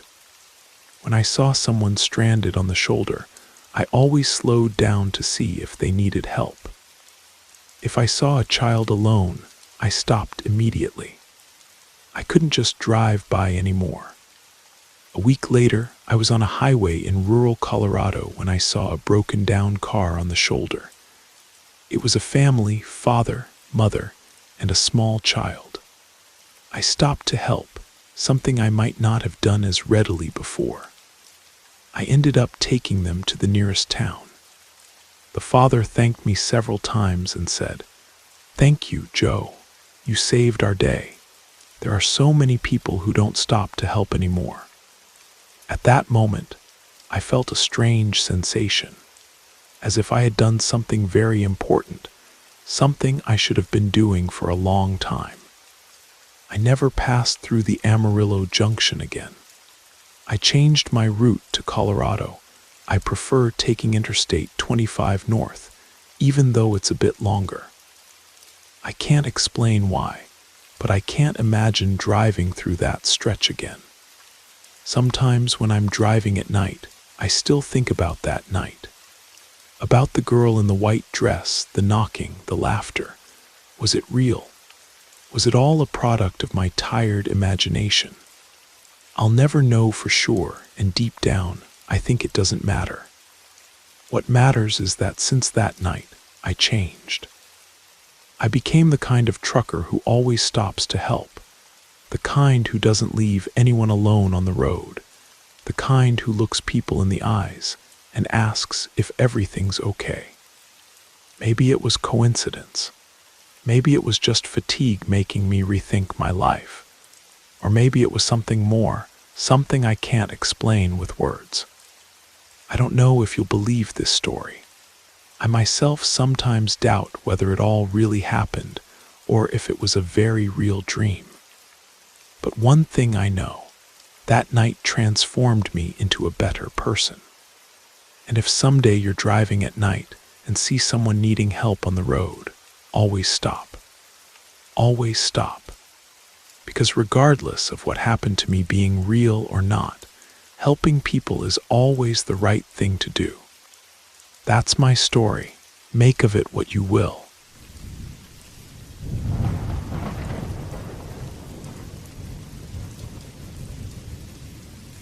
I won't tell you my name, and don't bother insisting. I don't want anyone coming after me or thinking I'm making up stories for attention. I'm only telling this because honestly, there are things we keep to ourselves too long, and they end up weighing on us. It was early last year, on any given night when I was heading to New Orleans. I was doing the stretch from Baton Rouge to the city, carrying a load of dry goods. The trip had always been smooth until that day. The sky had been overcast since Gonzales, and when I reached the Atchafalaya Basin, the rain was already coming down hard. Anyone who knows the area understands that stretch there with the swampland and bayous on both sides is desolate as hell. No houses, no lights, just the reflective lane markers on the wet asphalt and the sound of the engine. I was tired, sure, but I could still keep going. That's when I saw the guy standing on the shoulder. Hooded, dark clothes, kind of hunched over under the rain. He didn't wave, didn't raise his arm, nothing. He was just there, standing, looking in the direction of the truck. I almost drove straight past. Almost. But there was something strange about it I can't explain. It seemed wrong to leave him there, but at the same time it seemed wrong to stop. In the end, I stopped about 60 feet past him. I stayed looking in the rearview mirror, waiting for him to approach. The guy came walking slowly, in no hurry, stepping firmly in the water accumulated on the shoulder. When he opened the door and got in the cab, the air got strange. And the weirdest part, he didn't say a word, but the worst was yet to come. He got in without asking permission, without asking anything. Just sat in the passenger seat, closed the door slowly, and stayed there quiet, looking ahead. Or at least that's what it seemed like. The hood was low, his face half hidden in shadow. I thought he was soaked, but the seat didn't get wet. I didn't even notice this detail at the time, only later. I stepped on the gas and continued the trip. The rain was getting heavier and the wipers were squeaking on the windshield. The radio was mute, the signal gone as always on that stretch. I kept trying to make conversation, more out of politeness than curiosity. "Where you headed, partner?" I asked without taking my eyes off the road. Nothing, not a word. He didn't even move his head. "All right," I muttered, more to myself. The guy stayed there, motionless, hands in his lap, body turned slightly forward. The black jacket, kind of faded, had stains that could have been mud or something else. I started to notice. He wasn't breathing hard, wasn't making any common movement of someone who's uncomfortable or cold. He seemed too still. The minutes went by. The stretch of highway was getting more deserted, just the sound of the engine and the rain and his silence. A silence that started to really bother me. That's when, without me expecting it, he slowly turned in my direction. I was about to ask again where he was going, but the words got stuck in my throat. Because under the hood his face had nothing. Nothing at all, where there should have been eyes, nose, mouth, just smooth, pale skin stretched like wax. And there I was, driving through the middle of the Atchafalaya Basin, with that faceless man beside me. And I knew I had made a mistake. I tried to keep my hands steady on the wheel, but I won't lie, my fingers were shaking. The man, or whatever it was, kept staring at me, that smooth face without a single feature, as if someone had passed their hand over it and erased everything. My first instinct was to brake, stop the truck, throw him out of there. But the road was deserted, the swamp closed in on both sides, and the rain was only getting worse. Deep down, a voice told me that stopping would be worse. I could only glance sideways, not stare too long. The air in the cab seemed heavy, stuffy, like there wasn't enough oxygen. I focused on the road, eyes fixed on the white lines, trying to ignore the presence beside me. But he didn't take that face, or what should have been a face, off me. The strangest thing, no sound. No breathing, not even the seat creaking with movement. Nothing. The radio stayed mute. The static had disappeared. Just the sound of tires cutting through water and the wipers hitting the windshield. I passed a closed gas station, lights out. I thought about stopping there, but the entrance was covered in mud and puddles. I kept going. That's when the man slowly turned his body, pointed ahead with his pale, thin hand, finger stretched as if indicating something on the road. I looked in the direction he was pointing. In the middle of the lane, just a few yards ahead, a fallen tree was blocking everything. It was huge, impossible to avoid. I slammed on the brakes with everything I had. The truck skidded, tires screamed, and I almost hit the trunk head-on. When I finally stopped, the passenger seat was empty. The truck stopped sideways on the lane, engine still rumbling low. For a few seconds I could only stay there, breathing heavy, hands sweaty on the wheel. The passenger seat empty, no sign of that guy. I opened and closed my eyes as if that would change something. It didn't change. I looked in the rearview mirror, nothing. Just the wet asphalt, the swamp on both sides, and the fallen tree ahead. I got out of the truck slowly, boots sinking in the water accumulated on the shoulder. I walked around, checked the passenger seat from outside. No sign, no water mark on the seat, no footprints on the ground. Nothing. I stepped back a few paces, body still shaking. The tree blocked the entire road, big, heavy, lying sideways as if someone had cut it down and left it there. In my head, everything was spinning. It was impossible for that to be coincidence. The guy, or that thing, had pointed to the trunk seconds before. He gave me a warning, or was it him who put that thing there? I can't say. I grabbed the radio, tried to call someone. Just static, no signal, no response. I looked around again, nobody. Just me, the truck, the tree, the darkness, and the rain. I breathed deep, went back to the truck, and stayed there inside, trying to organize my thoughts. I waited a few minutes, looking in the mirrors, at the swamp, at the deserted road. Nothing moved besides the rain. After a while, I managed to reverse, make the maneuver, and go around the trunk along the shoulder, passing through the flooded roadside. I continued the trip, chest tight, stomach churning. Nobody would believe this story. I wasn't even believing it right. I managed to continue the trip after detouring around the tree, but saying I was calm would be a lie. Every headlight coming in the opposite direction made me grip the wheel tighter. Every shadow on the roadside left me cold. The radio came back to work only when I passed a small town, clear signal, country music, conversations from other truckers. Everything seemed normal again, but inside my head, nothing was normal. I arrived in New Orleans in the morning, left the load at the warehouse, and went straight to the hotel. I didn't sleep a wink. I sat on the edge of the bed, reliving every second of that night.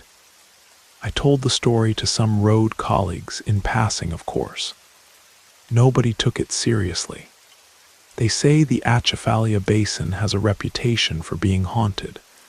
They talk about people disappearing, strange lights, hauntings.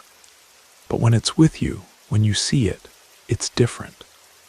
I spent weeks trying to find an explanation, hallucination from fatigue, reflection from the rain. I don't know.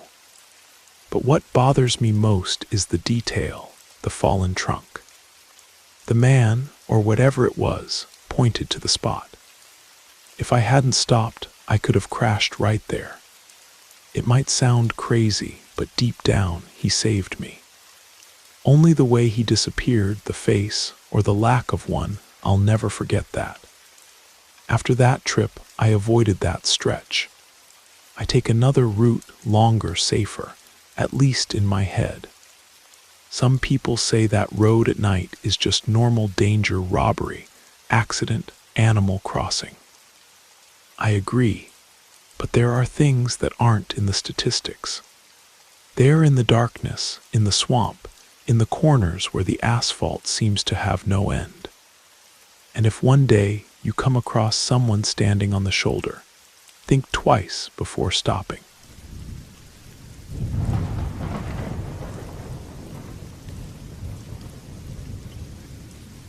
No matter how used to the road you are, there are places in this country where the asphalt seems to have a life of its own. The Alaska Highway is one of those places. I was never much for believing in ghost stories, but after that night, I learned to respect them. I was rolling solo, cutting through British Columbia, heading toward Whitehorse. The night had fallen hours ago, and I was still on that endless straight stretch with wilderness on one side, wilderness on the other, and darkness dominating everything. The silence there is unsettling. Once in a while, the sound of tires on asphalt and the truck's engine were the only things reminding me I was still awake. No light besides the headlights, no house, no soul. Until I saw a point of light up ahead on the horizon. Small, solitary, flickering slightly. At first I thought it must be a motorcycle coming in the opposite direction. Strange, but it happens on these roads. There's always someone lost trying to take a shortcut, or coming from some place in the middle of nowhere. I kept going steady, but the headlight didn't get closer. At first I thought it was just my imagination. At night, with fatigue, the brain plays tricks. I continued for 10, 15, 20 minutes, and that damn point of light stayed there, always at the same distance, as if time had frozen. I checked the GPS, nothing. No curves, no entrance. It was pure straight road. I rubbed my face, tapped the steering wheel trying to shake off sleep, but my body was alert. It wasn't fatigue. It was something else. The headlight kept there, glowing small in the dark, as if waiting for me. Only it never got closer. That's when I understood this wasn't normal. Your mind tries to find explanation for everything, and right then I was there behind the wheel, repeating to myself that it could only be an optical illusion. Maybe the wilderness, the terrain, some disguised curve, I don't know. But the truth is, I knew that part of the road. It was straight, clean, no tricks. The point of light kept there, small, fixed in the same spot on the horizon. It had been over half an hour since I was following at the same speed, and that headlight showed no sign of getting closer. Once in a while I slowed down just to see if it would approach. Nothing. I sped up, nothing. It was like it was glued to the sky, stuck in the void. I tried to remember some story. I'd heard truckers talk about strange things happening in that region. Lights in the woods, shadows, people disappearing. I never paid attention. Now, alone in the middle of nowhere, my head started going over every word of those conversations. I kept driving, the wheel steady, eyes locked on that distant headlight. The radio was off, and I didn't even think to turn it on.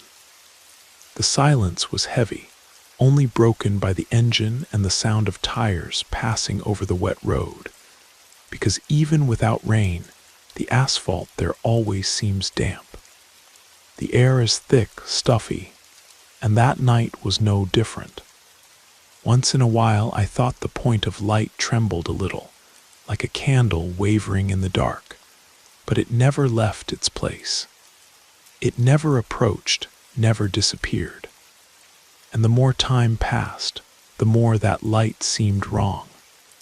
It wasn't just the fact that it didn't get closer.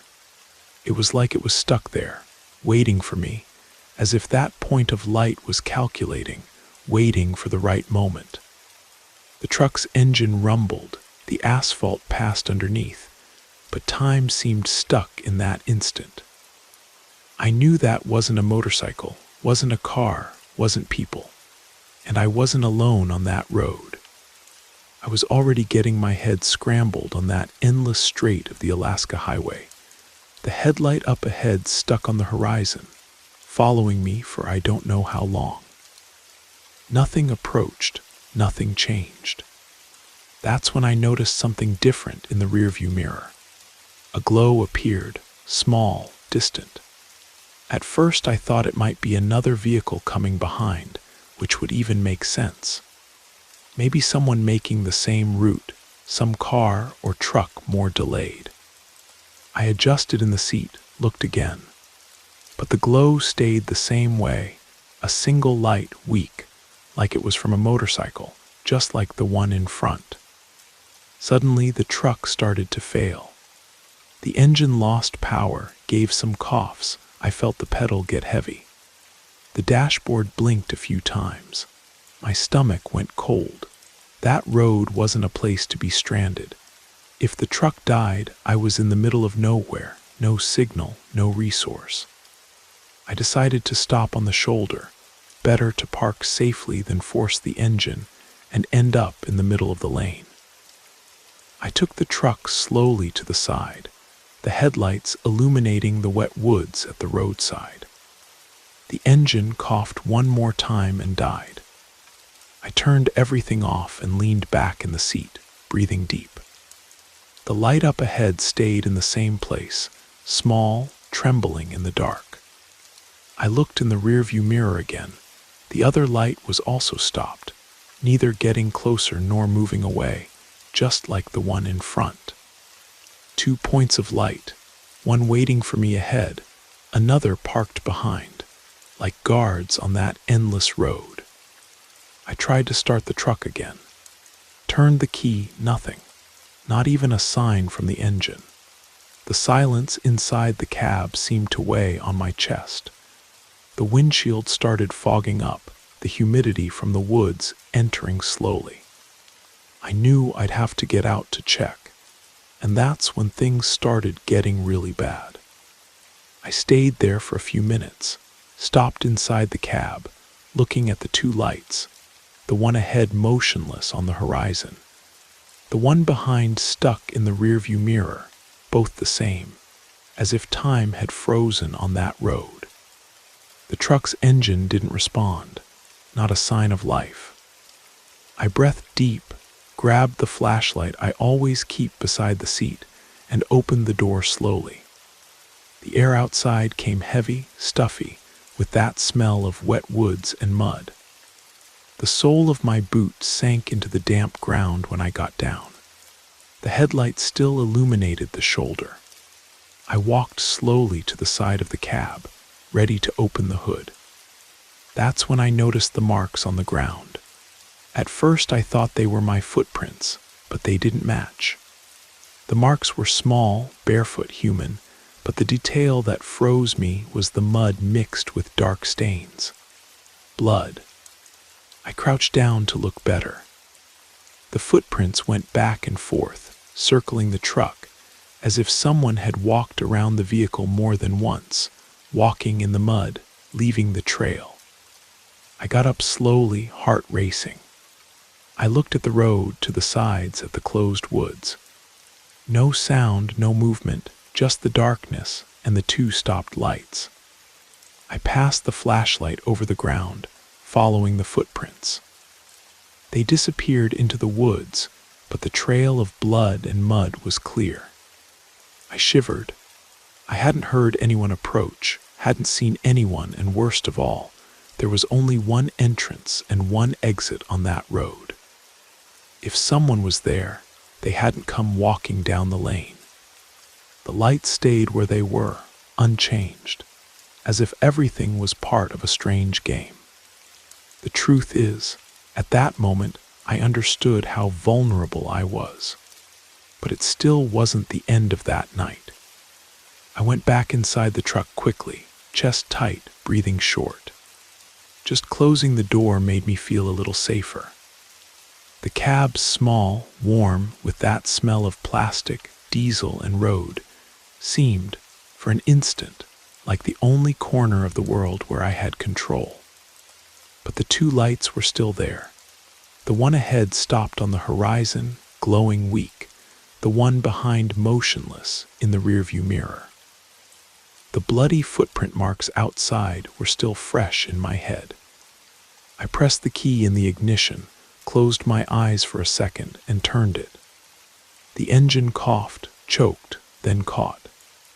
The deep sound filled the cab, and for the first time that night, I felt dry relief in my chest. I didn't think much. I put it in gear and kept going slowly, steady, passing through the shoulder section until I got back on the asphalt. The light stayed in the same place. When I gained speed, I looked again. The one ahead disappeared. Vanished like it had never existed. I looked in the rearview mirror. The one behind also disappeared. No headlight, no glow, nothing besides the woods and darkness. I continued the trip in silence, engine rumbling, tires cutting the asphalt. I didn't turn on the radio, didn't grab my phone, didn't look to the sides. I just kept going until I stopped at a lit gas station more than 60 miles later. To this day, I don't know what that was. I only know that on that road that night, there was something besides me around there. Something that preferred to stay hidden in the dark, circling the truck, playing with lights and fear. I never understood right what happened on that road, the light that didn't approach, the engine failing, the footprints in the mud. Everything seems scrambled in memory, like a bad dream. But sometimes when I close my eyes and remember that night, I can still see the point of light stopped on the horizon. And no matter how much time passes, that doesn't leave my head.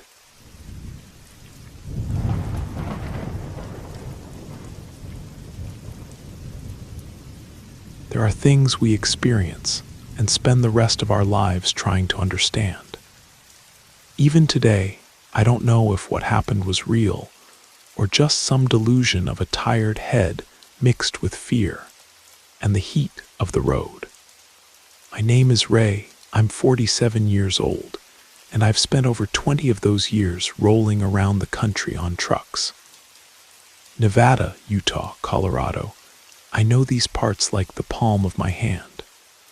But there's one stretch that even after all this time, I avoid remembering. It was between Ely and Austin, in central Nevada, on Highway 50. Open desert, ranches on both sides, straight road that seems to have no end. During the day, the sun punishes you. At night, the darkness takes over, and that vast emptiness gains a strange air.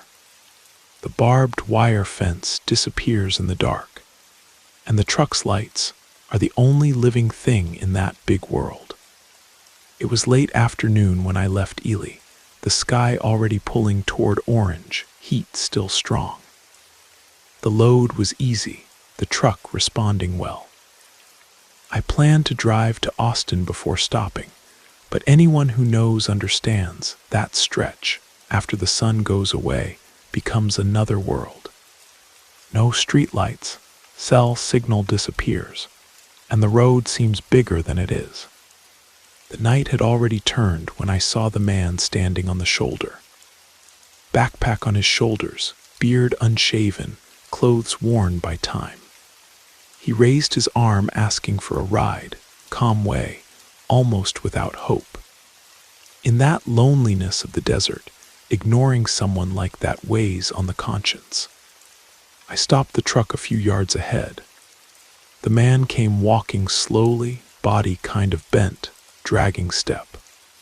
I can't even explain why, but at that moment, something inside me had already found that meeting strange. The man got close slowly, dragging step, old backpack hanging on one shoulder. The sparse beard and disheveled hair showed he'd been on the road for days. He opened the door without saying anything, climbed into the cab, and sat beside me. I found the silence strange, but didn't want to be rude. Road is like that tired people, no desire to talk. Going to Austin? I asked, just to break the ice. He nodded, looking ahead. The expression was hard to decipher, not tired, not scared, just empty. Like he was there, but wasn't at the same time. I started the truck and got back on the road, headlights cutting through the desert darkness. For a good while, the trip continued in silence, just the sound of the engine and the rumble of wheels on asphalt. That's when he spoke. "You have a daughter, don't you? About 10, 11 years old, lives with her mother in Reno." My body froze in the seat. I looked sideways, trying to understand. I don't remember having talked about my life. "How do you know that?" I asked, the tone already a bit sharper. He turned his head slowly, that stopped look at me. The expression didn't change, but the eyes, there was something strange there. A dull, empty shine, hard to explain. "The road tells many things," he said in a low tone, like it was the most normal thing in the world. Right then, I felt a chill run up my back. I can't explain, but it was like the cab had gotten too small for both of us. I kept driving, eyes fixed on the road, but my head wasn't steady like before. Something about that man wasn't right. I tried to keep focus on the road, eyes stuck on the asphalt that disappeared in the desert darkness, but my head was already spinning. How did that guy know about my daughter, about the city where she lives? That wasn't bar talk, it was personal stuff. I thought about stopping, asking the guy to get out, but that stretch was isolated pasture on both sides. No light, no house, no nothing. And the last thing I wanted was to be stopped in the middle of nowhere. I kept going, engine rumbling, headlight illuminating that big empty world. The man stayed quiet for a few minutes. I thought he was going to sleep or that the subject had ended. But then he spoke again. "You're afraid of heights," he said with a dragging voice. "Ever since you fell from that roof when you were a kid." My stomach turned. Not even my road colleagues knew that. It was a stupid accident back in Reno when I was about 11 years old. I fell from my grandmother's house roof. Since then, just looking up makes me dizzy. My mouth went dry. I looked sideways. The man was in the same position, that fixed look outside, like he saw something else besides the brush and road. "Who are you anyway?" I asked, trying to stay calm. He didn't answer, just stayed there, stopped, that look fixed on the brush on the right side of the road. That's when I noticed something weird. The road seemed to never end. I knew that stretch had small signs of ranches, fence, gates, but it had been minutes since I hadn't seen any of that. Just the straight asphalt, the fence lost in the dark, the desert stopped on both sides. I looked at the dashboard. The digital clock was blinking 3:17. I kept driving, body tense. After a while, I looked again, 3:17. The clock hadn't changed, not even a minute. Nothing. The clock was stuck, and the road stretched the same. The feeling that we were driving in circles or stuck in a piece of road that didn't end was growing. Right then I understood that wasn't normal. And that man beside me wasn't just a wanderer lost. The clock pointer stuck, the road repeating, the quiet man beside me that was driving me crazy.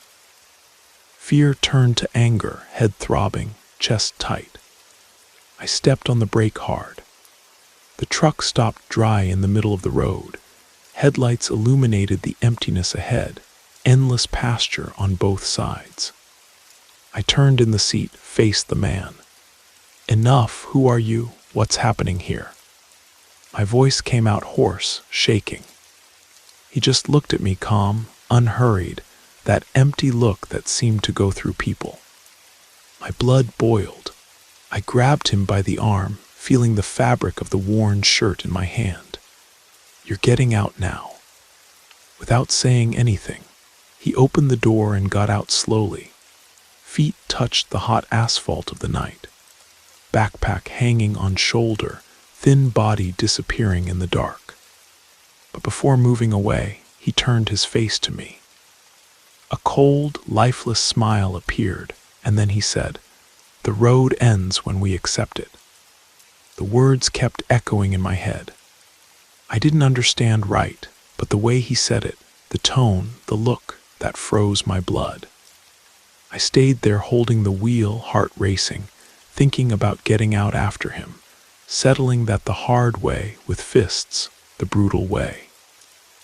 But something stopped me, an instinct, I don't know what, telling me not to leave the truck.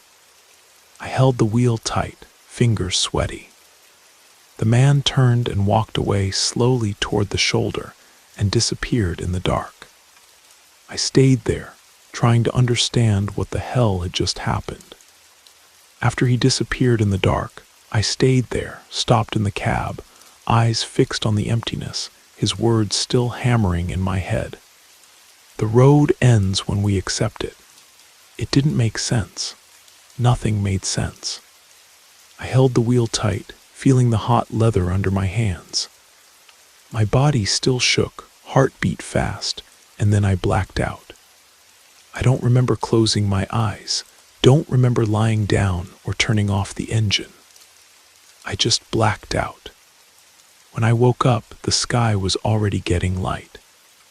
The sun started rising on the horizon, painting the desert orange and gold. The brush, the fences, everything back in place. The dashboard clock marked almost 6 in the morning, working normal. I looked around, the road was just road. Nothing of man, nothing of backpack, nothing of marks on the ground. I sat there with hands on the wheel, trying to understand. To this day, I don't know if all that really happened, if I stopped the truck and slept there, tired and dreamed about it, or if that man really existed. But I'll tell you one thing, the memory is so alive, so clear in my head. His look, the voice, the road that seemed to never end, that deep down I'm sure that wasn't just a dream.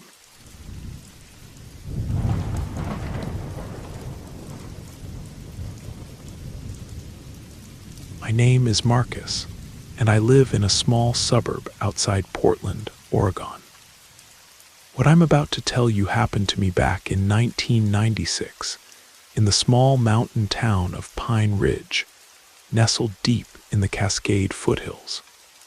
That year, this tiny community, known mainly for its stunning lake views and dense pine forests, was experiencing a quiet boom. Few people actually lived there year-round.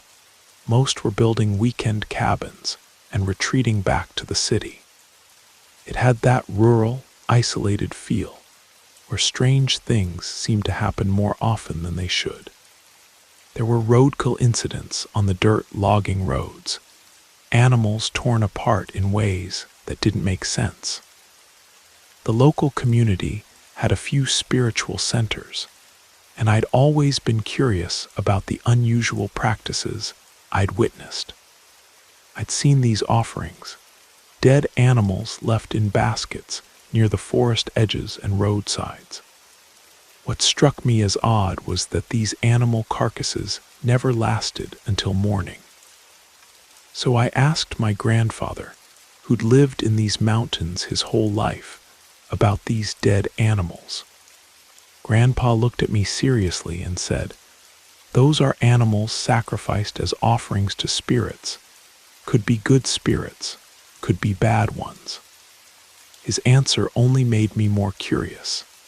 If the animals weren't there by morning, something was taking them or devouring them entirely. I also noticed that when birds were left as offerings, only scraps of skin and feathers remained. The feathers were never eaten or taken. One day I was talking to my cousin Luke, who I'd grown up with and spent every day playing with. I said to him, "Aren't you curious about what's killing these animals or making the carcasses disappear from those ritual sites? What if we stayed out one night and tried to figure out what it is?" He thought for a moment and replied, "Well, it would have to be on a Friday night during a full moon. My dad says this is the work of a werewolf that lives somewhere around here." I responded, "What's a werewolf? I've never heard of that. Is it some kind of spirit?" He answered, "No, you idiot. Dad says they're lonely men who have been cursed. They come out on Friday nights when the moon is full and feed on anything with flesh. They hunt like wolves and take the shape of one." "That can't be true," I argued, "because the animals disappear from the ritual sites every night, not just Fridays or full moons, dummy." You know how teenagers are, we argued constantly. So we decided that the following Friday, we'd try to see what really happened. That same week, we went with my uncles to the farmer's market in the larger town of Cedar Falls to buy supplies and have some fun. We rode back in my uncle's pickup truck, and on the dirt road near home, the truck started acting up, making strange noises. When we heard sounds from the roadside brush, something large crashed through the undergrowth. It looked like a very large dog feeding on something dead from one of the ritual bowls. Immediately, as if we'd communicated telepathically, we both thought, "It's just a dog, nothing strange about that." This left us disappointed, like a bucket of cold water had been thrown on our plans. When we got home, Luke asked my dad if we could play outside a bit longer, right there in front of the house. Dad immediately responded, "Absolutely not. Did you smell that rotting stench back at the ritual site? That smell wasn't from the offering, it was from that creature. Both of you get inside now. It's not safe to be out at night." This made me even more curious. He knew something that I didn't, so I said goodbye and went into my house. I remember that night, the neighborhood dogs barked almost all night long in different directions, as if chasing something that made deep, roaring sounds similar to a large cat. Every now and then, one of the dogs would whimper as if it were being hurt. It was a terrible night's sleep, I think, for everyone in that neighborhood. The next day, I went outside to see if I could spot anything unusual. But there was nothing different, just many paw prints in the mud from dogs, and some similar-looking tracks that seemed deeper, meaning whatever made them was much larger than the others. Finally, the long-awaited Friday arrived. I immediately went to find my cousin and asked, "So, everything's still on for tonight?" He replied, "Yeah, meet me here at 11 p.m. after everyone's asleep. But I think we're just going to see dogs." I got there, and when 11:30 came around, Luke still hadn't shown up. Then, when I stood up from where I was sitting, I heard a whisper, "Wait up, man. My dad took forever to fall asleep. If he catches me, he'll beat me with his belt." I told him, "This afternoon I saw when some people placed an offering under that old oak tree over there. We can climb up and wait from above to discover what really happens." Luke responded, "Since when do you know how to climb trees, man? You can't even climb the apple tree in your backyard because you're afraid of falling." Well, after the teasing, we reached the spot. There was a goat as an offering in the ritual setup, and we began climbing the enormous oak tree. My cousin told me to climb behind him, stepping and holding onto the same branches he used. Soon we reached a spot where the shadow of the leaves almost completely hid us from any possible human view. We talked in low voices, and he explained everything I wanted to know about what his father knew about werewolves. When he started talking about the stench, he suddenly stopped talking and said, "Holy crap, man, did you hear that? Listen." I replied, "Stop messing around and keep talking." That's when that horrible roar echoed through the forest. That sound sent chills down our spines. We began to hear something very large running through the woods, and soon the brush near the trees started parting. Then we saw the creature from above. It was a dog, but a very large dog. You could sense its intelligence because when it walked, it used its front paw to move branches away from its disproportionately large head. With heavy, panting breath, its rear end was higher than the front, and it had humanoid features. This literally wasn't a normal dog, more like a dog with some kind of disease. Only part of its body had fur, and what fur it had was completely black. The creature went to the roadside, looked both ways, turned toward the offering, and began sniffing before starting to tear into it. Everything seemed normal, just a starving dog. Suddenly, a light breeze began to blow.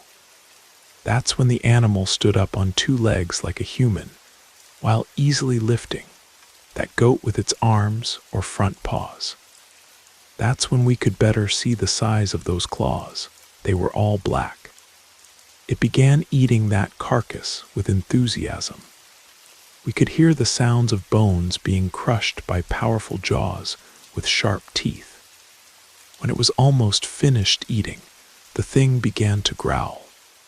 And out of nowhere, it let out a roar while looking up at the tree. Terror took hold of us.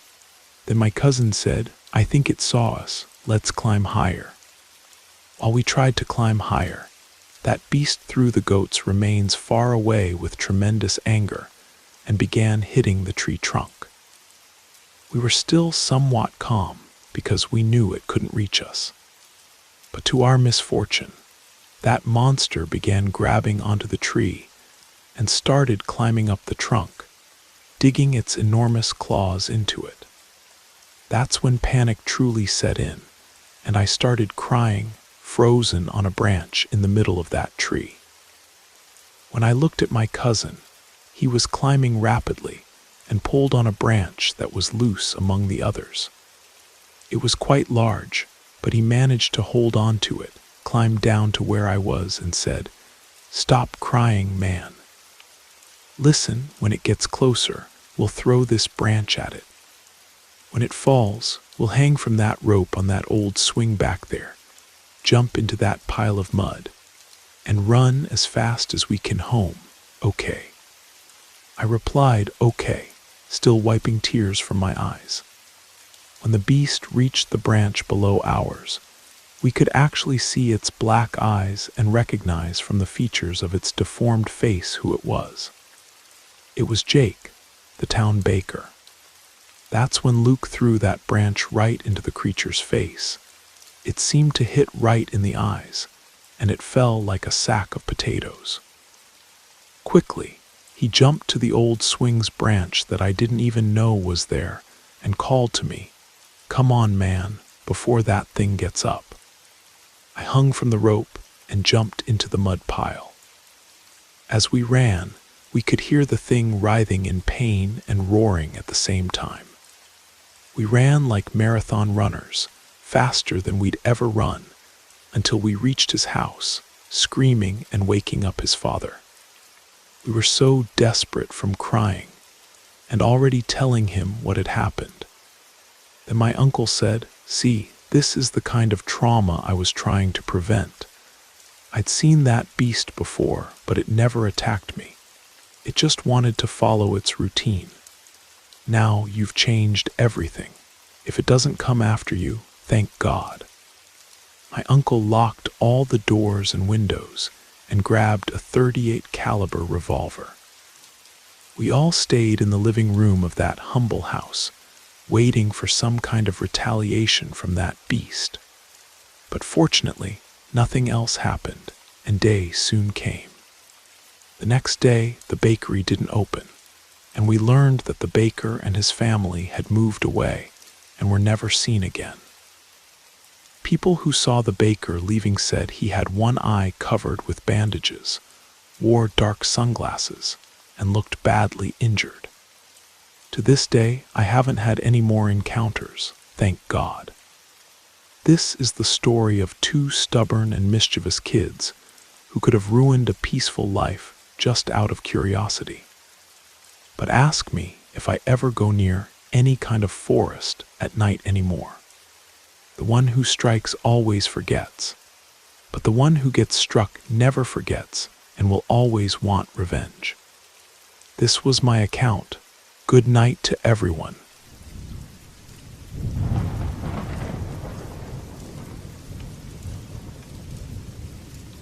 My name is Manuel, and this story is the reason I became fascinated with the paranormal. I'm 28 now, but this tragic event happened when I was just 6 years old.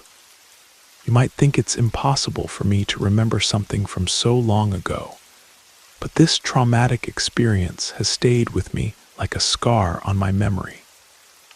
Thankfully, the pain has dulled over the years. This happened in a small town in southern Texas, near the Mexican border. I was 6 years old, in first grade at Lincoln Elementary School. I've always been somewhat antisocial, even as a child. I barely spoke to anyone at school. During recess, I'd just go to the bathroom or buy a snack from the vending machine, then return to my classroom. It was midday, close to dismissal time. I don't know if you remember making kites in elementary school, but at our school, the 6th graders had a project where they had to build and fly them. I always sat on the side of the classroom near the door and the large window. You know those typical windows in American public schools. From my seat, I could see the playground, the main gate to my right, and across the courtyard, the other classrooms. The 6th grade classrooms were on the 2nd floor, as usual. That day, there seemed to be a teachers' meeting, because none of the classrooms had teachers in them, and students from other grades were playing outside. I noticed some 6th graders in one of the upper classrooms trying to fly a kite, but then a flash of color caught my eye. I looked up at the roof of the building. There was a boy up there trying to fly his kite. I just stared at him, wondering how he'd gotten onto the roof. Everything happened so fast. The boy took 3 steps backward while his attention was focused on the kite. Just 3 steps, and then suddenly, he was gone. I was in shock. In the blink of an eye, he had disappeared. A few seconds passed, and then I heard the most heart-wrenching scream from a woman, a scream so devastating that I can still hear it today. She was shouting, "A child fell, a child fell." The janitor ran to get the teachers. Maintenance staff rushed to where the boy had fallen, and the teachers came out of their meeting and went straight to our classrooms. Within minutes, parents started arriving. My mother came for me, and as we left the school, I saw that the street was cordoned off with police tape. My mom took me around the block to visit my aunt. While the adults talked, I played with my cousin, trying to forget what I'd seen. When we went home, our house was only 2 blocks from the school, and we had to pass by the accident site. I had forgotten about the incident.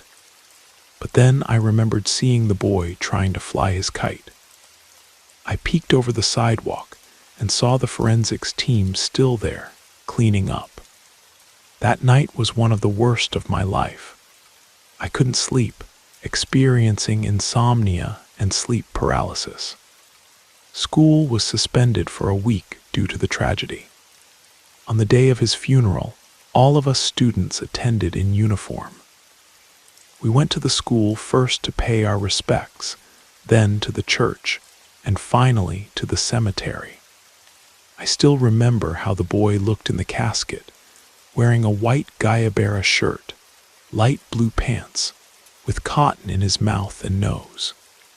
Throughout the procession from the church to the cemetery, they played a song that still reminds me of that afternoon whenever I hear it, "A Century Without You." After the burial, we went home, but the atmosphere felt heavy and wrong. That night was horrible again, more insomnia and sleep paralysis. When classes resumed, I could see the boy's desk from my seat, decorated with flowers and a candle. His classroom remained closed, and his classmates had been moved to different rooms. Days passed normally until one Friday night. There used to be a pharmacy across from the school, and my mom would sometimes send me there on Friday or Saturday evenings. That night, she sent me on an errand. It was typical for her to say, "I can see you from here." Back then, our town was peaceful. You could sleep with your doors open without any problems. But that night, as I walked toward the pharmacy and was about to pass by the school, I started feeling intense chills. All the classrooms were dark except for one, the boys' classroom. It had a dim glow from the memorial candles. I was about to walk past that classroom when suddenly a very cold wind started blowing from the direction of the buildings. This was impossible because we lived in a hot climate where it never got truly cold. But this cold penetrated to my bones, making me stop and look up at the roof. Above that classroom, there it was, a shadow so dark it seemed to absorb the darkness of the night itself. The shadow appeared to be moving, and then I watched as it seemed to throw itself into the void. That's when I ran, but instead of running home, I ran straight to the pharmacy. It was the only place with lights that I could see. The men working there saw me sweating and pale, and one of them kindly walked me home. This happened for 3 nights in a row. The 4th night was the worst experience of all. I should mention that at 6 years old, I didn't know what ghosts or spirits were, and I never told my mother about any of this. That night I went to the pharmacy again, but the classrooms were completely dark. The memorial candles had been removed. I was walking past the school when suddenly I heard someone calling me. I looked around for whoever was speaking to me. "Hey, up here." I looked up, and there he was, a boy leaning over the edge of the roof. I could only see from his nose to the top of his head, and I could see his fingers gripping the edge. "Come on, come here," he said to me. Then, in one motion, the boy threw himself toward me. Seeing this, I ran screaming to the pharmacy. The men there attended to me, asking what had happened, but I couldn't speak. My heart was pounding so hard I thought it would burst. I couldn't even walk. They had to carry me home. My mother, worried sick and thinking something terrible had happened, began examining me. The only thing wrong was that I was deathly pale. She calmed me down until I fell into a deep sleep. The next day I woke up with a high fever. When my mother asked what I had seen, I told her everything. I heard her tell my father, "We need to take him to a healer." They had taken me to doctors who only prescribed fever medication, but the fever wouldn't break. So they took me to a curandera to cure me of the susto, the fright. I heard my mother say that I had seen a dead person. After visiting the healer for 15 consecutive days, everything went well. I no longer had nightmares, though I still slept with my mother. I returned to normal classes and never went to that pharmacy again. As the years passed, I realized that what I had seen was the ghost of that boy. Today, that school is still operating. I don't know how they didn't have problems, but the elementary school is still standing. Except that the balconies on the second floor now have bars on them, like a prison. This has been my story, and I hope you can share it with your audience.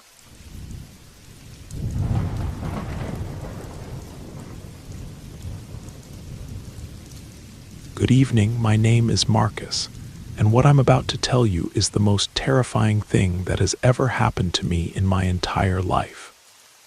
I've experienced strange, paranormal things before, but this was different. This was visual. This happened to me just a few days ago, on a night when I was returning from work. I left work extremely late. It was almost 1 in the morning. I called an Uber to take me to a neighborhood in East Houston, in a somewhat remote area at the very back of a subdivision that, with the recent rains, looked like a lake. It had been raining non-stop for several days. The Uber driver, seeing how the street looked, dropped me off many blocks away from my destination. "Sorry, man, I can't go any further back there," he told me. I didn't blame him, but at that moment I was furious. Everything was dark with just a few scattered streetlights. And there, I was with my backpack in the middle of what looked more like a river than a street. I got out carefully, not because I was afraid of being spooked or anything like that, that didn't even cross my mind, but because I was afraid of being mugged. At that hour, it wasn't safe at all, especially with half the neighborhood flooded. I walked carefully as the water first reached my ankles, then mid-calf, and by the time I was almost at my street, it was above my knees. I couldn't tell if I was walking on a street or through a drainage canal. As I struggled through the water, I started feeling strange. I hadn't seen anything yet, but I swear on my mother's grave that something was with me. You know that feeling when you sense someone walking behind you? I would stop and turn around, but there was no one there, just the sound of water and rain. During one of those times when I turned around, I shifted my gaze, and without warning, I saw her. At the very end of the street, a figure appeared. I don't know where she came from. It was a woman, or something in the shape of a woman, dressed in a long white dress like a wedding gown, with a long veil over her face, all wet and stained with mud. The water reached her about the same level as mine, a little above the legs. She was approaching very slowly, But what was strange, what made my blood run cold, was that the water around her didn't move like mine. It didn't ripple or splash. It was as if she wasn't walking, as if the wind was pushing her forward. I was paralyzed. That thing was exactly where I needed to pass, and I couldn't turn around or go back. Everything was flooded. It was late at night, and everything was dark. My house was close, just a few yards before reaching her. So with my heart racing, I continued forward. I started trembling, but not from the cold of the rain or water, from fear. Each step was a struggle. When I was finally at my house with her just a few yards away from me, I turned to look at her to make sure she wouldn't approach me. I noticed that the dress was empty. There was no body, just like a thick fog, like a female silhouette made of smoke, suspended within that wet fabric. I wanted to run, open my door and get inside, but my hands wouldn't respond. They were shaking so much that I dropped my keys into the water. I crouched down, desperately searching for them, while that thing remained there, motionless. I wanted to scream for help, but my voice wouldn't come out. I pounded on the door frantically, hitting it like a madman. My wife came out scared, half asleep, and opened the door. When she did, I turned around. When we looked toward the street, the figure was gone. No trace of her. I was white as a sheet, soaked and trembling. I sat on the couch, unable to say a word. My wife asked me 1,000 times what had happened, and when I could finally speak, I told her everything. She looked at me as if she didn't know whether to believe me, but then she said something that left me cold. They say that when water stagnates like that, it becomes like a mirror, a portal. And that's how things that don't belong here slip through. Water attracts the dead. I'm almost certain my wife was telling the truth, and that water sometimes calls paranormal things to it.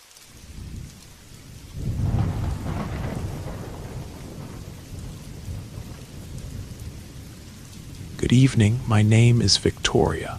I'm 14 years old, and I live with my parents who weren't very believers in the paranormal.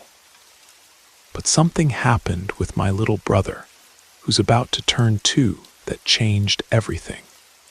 I won't mention our family name for personal reasons, but I need to tell you what happened.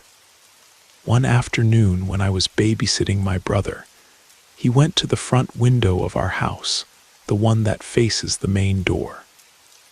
He started opening and closing the curtains, saying, "Grandpa, Grandpa." It was as if he was playing with someone. I looked outside through the window, and there was nobody there. At first, I thought he might be referring to my maternal grandfather, but when I saw there was no one there, I felt something strange. I felt fear, as if someone or something was watching us. I stood there paralyzed and nervous, watching my little brother play with nothing. But fortunately, he stopped doing it and started walking around the house normally.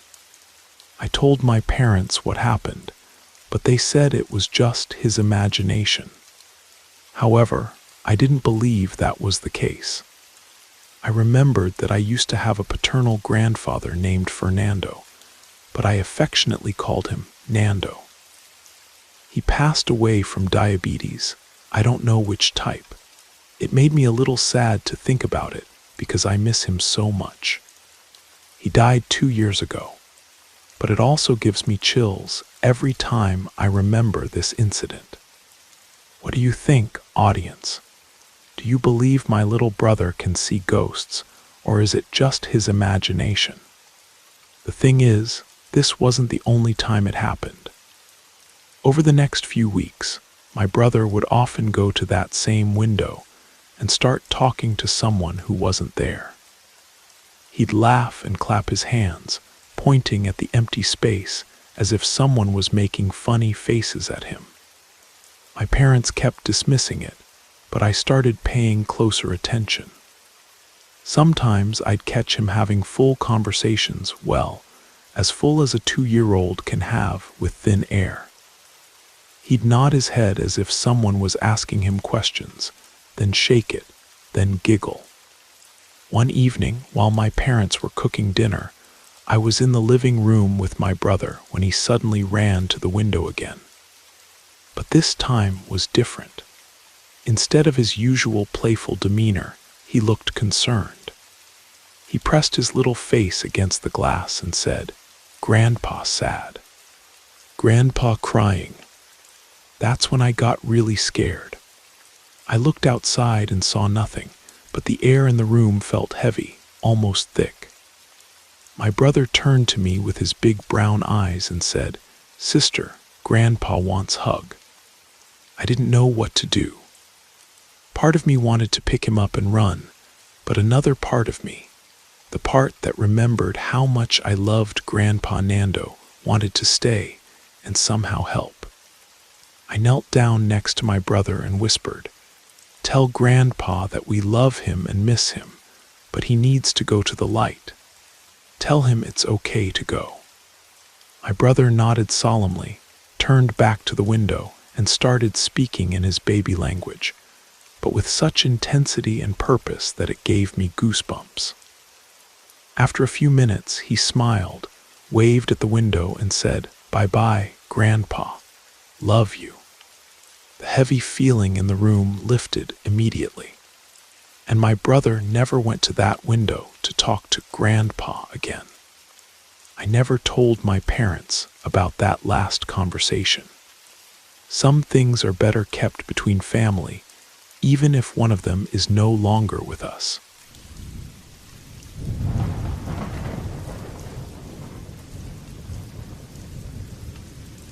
Good evening, sinister listeners.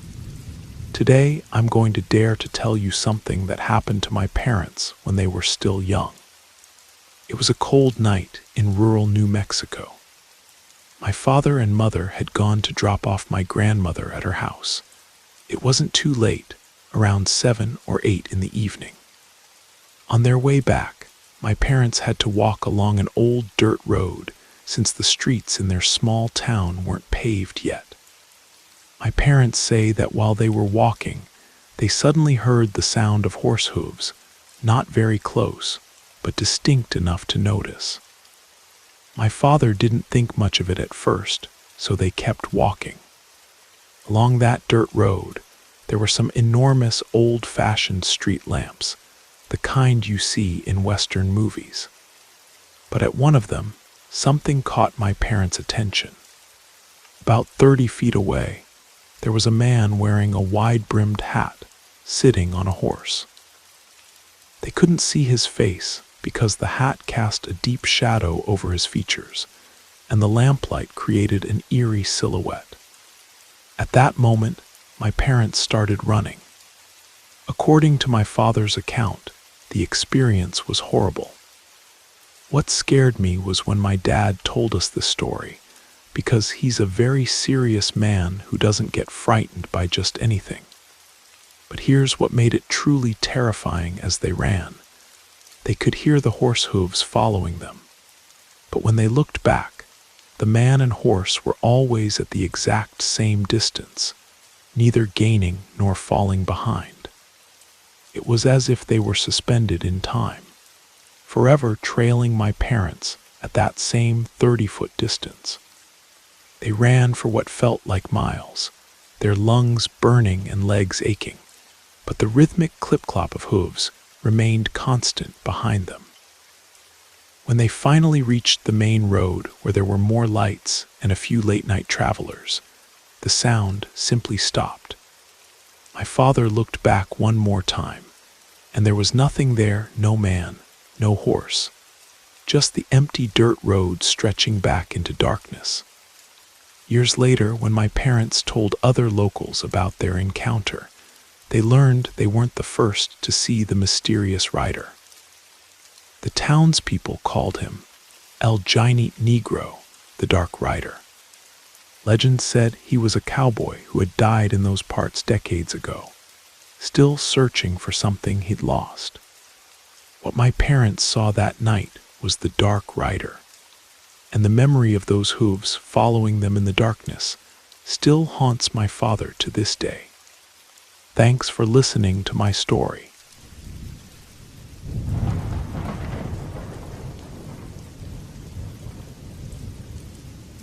My name is Paul. I'm 25 years old, and this story begins last year when I was working as a security guard at a factory in Michigan. It had been raining for several days, just like now. It was early morning, around 4 a.m. I was stationed in an old guardhouse at the back of this massive industrial complex. I was alone. My partner was sleeping closer to the main entrance. I had to make routine security checks along a very long corridor.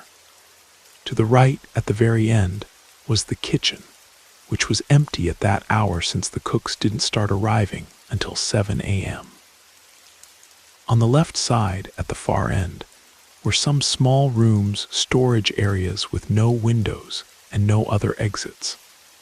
Everything was completely lit up, but the silence in that area was so profound that I could hear my own thoughts echoing. I began my rounds, reached the kitchen, and checked some equipment. I left the kitchen and started walking toward the storage rooms. I had walked several yards when I saw something emerge from one of the rooms. A child. He was walking calmly toward the storage areas. I stopped dead in my tracks. I didn't know whether to shout or run, but I did neither. I couldn't. Fear paralyzed me. As best I could, I started walking backward toward the kitchen, trying to get away from that thing, because it wasn't a normal child. That child had skin like wax. He looked like he was made of wax. The terror wouldn't let me move properly. My legs weren't responding. I felt that if I fell, I wouldn't be able to get up again. I watched as that child walked slowly down the corridor. The hallway seemed eternal. When the child reached the door of the storage rooms, he stopped, slowly turned toward me, and looked at me as if he was waiting for me. He stood there for several seconds, watching me retreat slowly, and then he went inside. He disappeared into that room. At that instant, I turned around and ran toward the courtyard. I tripped, got soaked with stagnant water, and nearly passed out. I made it to where my partner was sleeping as best I could. I woke him up and he got angry, but I told him everything. I explained everything to my partner, and he just calmed me down by telling me that I had gotten out of there, that I was fine now, that whatever that thing was had already left. He told me that he'd been spooked before, but never like that. He said that when I was sleeping, he could hear footsteps approaching the guardhouse. He thought many times it was me, but when he looked out, there was no one there. He told me he hadn't mentioned it to me before because I would never have believed him. The factory workers used to ask me if I'd ever been spooked, and I never paid attention to them until that night. But here's what I didn't tell my partner right away. The child I saw wasn't just made of wax. There was something else about him that made my blood freeze. His eyes. They were completely black, like holes in his face. And when he looked at me, I felt like he could see right through me, into my soul. And there was something else.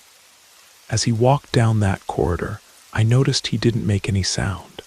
His feet didn't make contact with the floor the way they should have. He was gliding, floating just slightly above the ground. After that night, I requested a transfer to day shift. I couldn't bring myself to walk those corridors again in the darkness. But sometimes, even during the day, I'd catch myself looking down that hallway, expecting to see that waxy figure emerging from the shadows. The other workers eventually told me more stories about that place. Apparently, a child had died in an accident at the factory years ago, and ever since then, night shift workers had reported strange occurrences. But no one had ever seen him as clearly as I had that night. I don't work there anymore.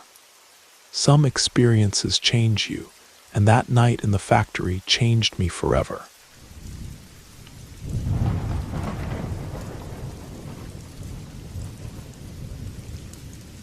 My name is Jackson Morales, and I've always been fascinated by the unknown. Ever since I was young, abandoned places, stories of old mines, and everything related to the hidden and mysterious captivated me. While others preferred the comforts of urban life, I used to wander through the forgotten corners of the city and the countryside.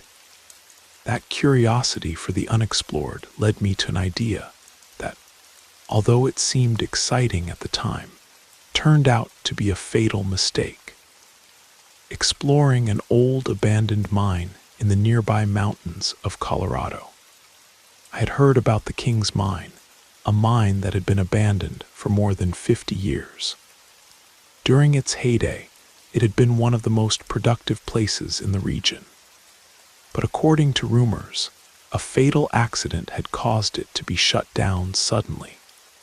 The inhabitants of the nearby town of Cedar Ridge spoke of that mine with fear, as if they were trying to avoid a forbidden topic.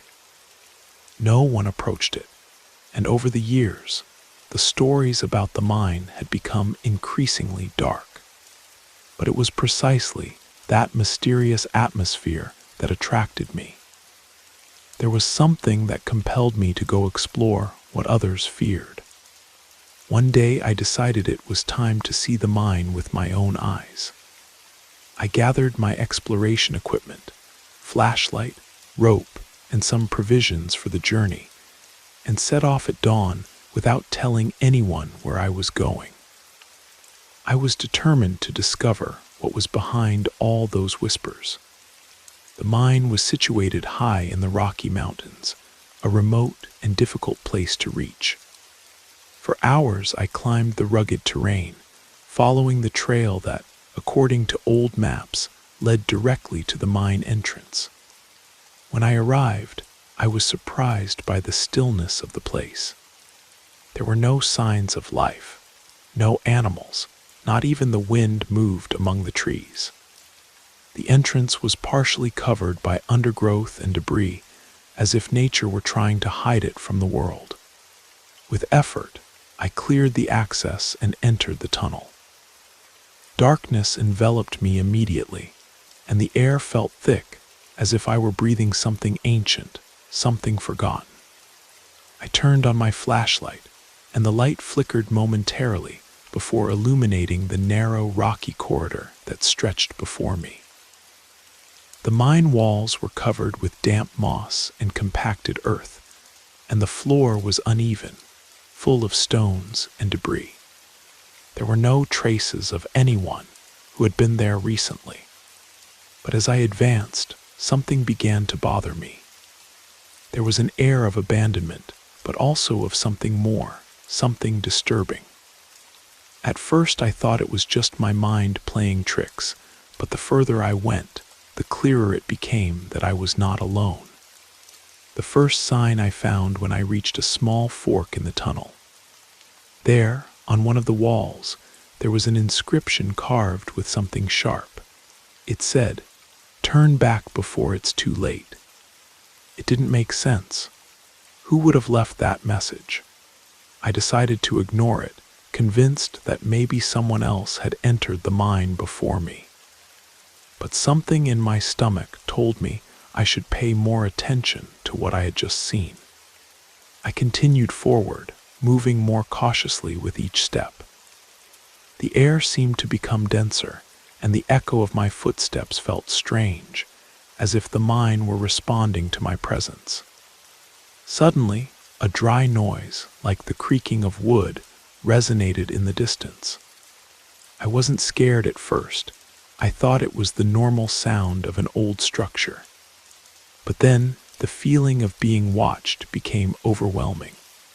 I felt as if something or someone was watching me from the shadows. I looked around, but saw nothing but darkness and rocks. However, I couldn't shake the feeling that something was following me. Something that wasn't willing to leave me in peace.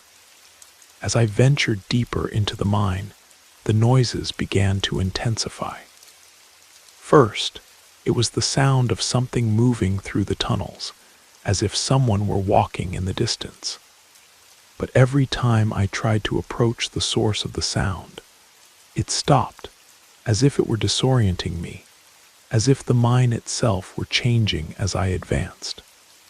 My flashlight flickered again, and in that brief moment of total darkness, I felt a pressure in my chest, as if the atmosphere itself had become denser. In that instant, something else happened. A figure appeared briefly in my flashlight beam. It wasn't clear, it wasn't human, but I saw it. It was there, at the end of the tunnel, a blurry silhouette that seemed to dissolve as soon as I tried to focus on it more clearly. My heart raced, and fear began to take hold of me. I couldn't help but scream, not with terror, but with the need to confirm that I was seeing something real. But my voice faded quickly, as if the mine itself were absorbing my sound. I decided to return, but upon turning around, the tunnel I had traveled before was no longer the same. The path I had followed didn't look the same.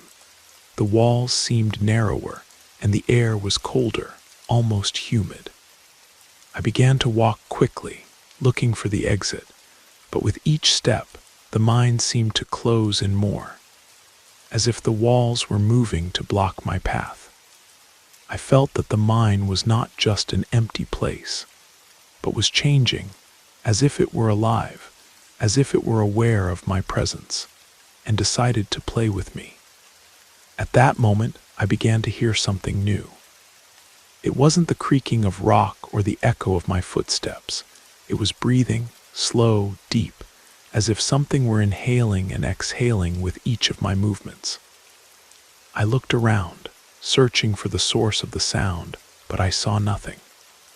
I was completely alone, or at least that's what I believed. The breathing became louder, closer, and although I tried to rationalize it, something in my mind told me I wasn't alone in that place. Something or someone was following me. I knew that if I didn't get out soon, I wouldn't be able to leave. I quickened my pace without stopping to look back. The mine no longer felt like a simple underground tunnel, but like a dark entity that wanted to trap me. My flashlight began to flicker, casting flashes of light that quickly illuminated the walls, but each time with less strength. At that moment, something fell to the ground to my left, a small piece of stone. But the noise was so loud that it made me jump. I looked toward the edge of the tunnel entrance and saw, with horror, a pair of bright eyes looking at me from the darkness. I had no time to think. I ran as fast as I could, not caring if I was following the right path or if I was heading toward the same abyss. The mine was alive. I knew it now. Every corner, every crack seemed to have eyes. I felt pursued, as if the rocks themselves wanted to close over me. Finally, after what seemed like hours, I reached the end of the tunnel. The entrance was in sight, but when I tried to exit, something stopped me. A strong blow to my back made me fall to the ground. And although I got up quickly, I felt an invisible hand holding me, as if the mine were trying to retain me.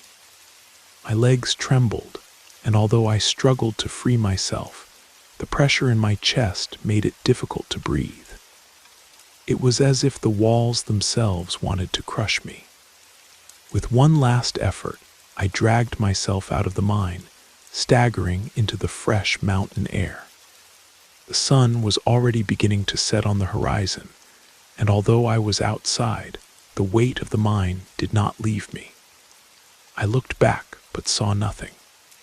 There were no signs that anything had followed my steps. However, something inside me told me that the mine would not let me go so easily. The place was behind me, but what I had experienced there, what I had felt, would never disappear. The king's mine was not empty. It was not just an abandoned place. It was alive, and worst of all, it knew that someone had dared to enter its darkness. And the most terrifying thing of all, I knew that somewhere, that mine was waiting for someone to return. And when they did, it wouldn't let them escape so easily.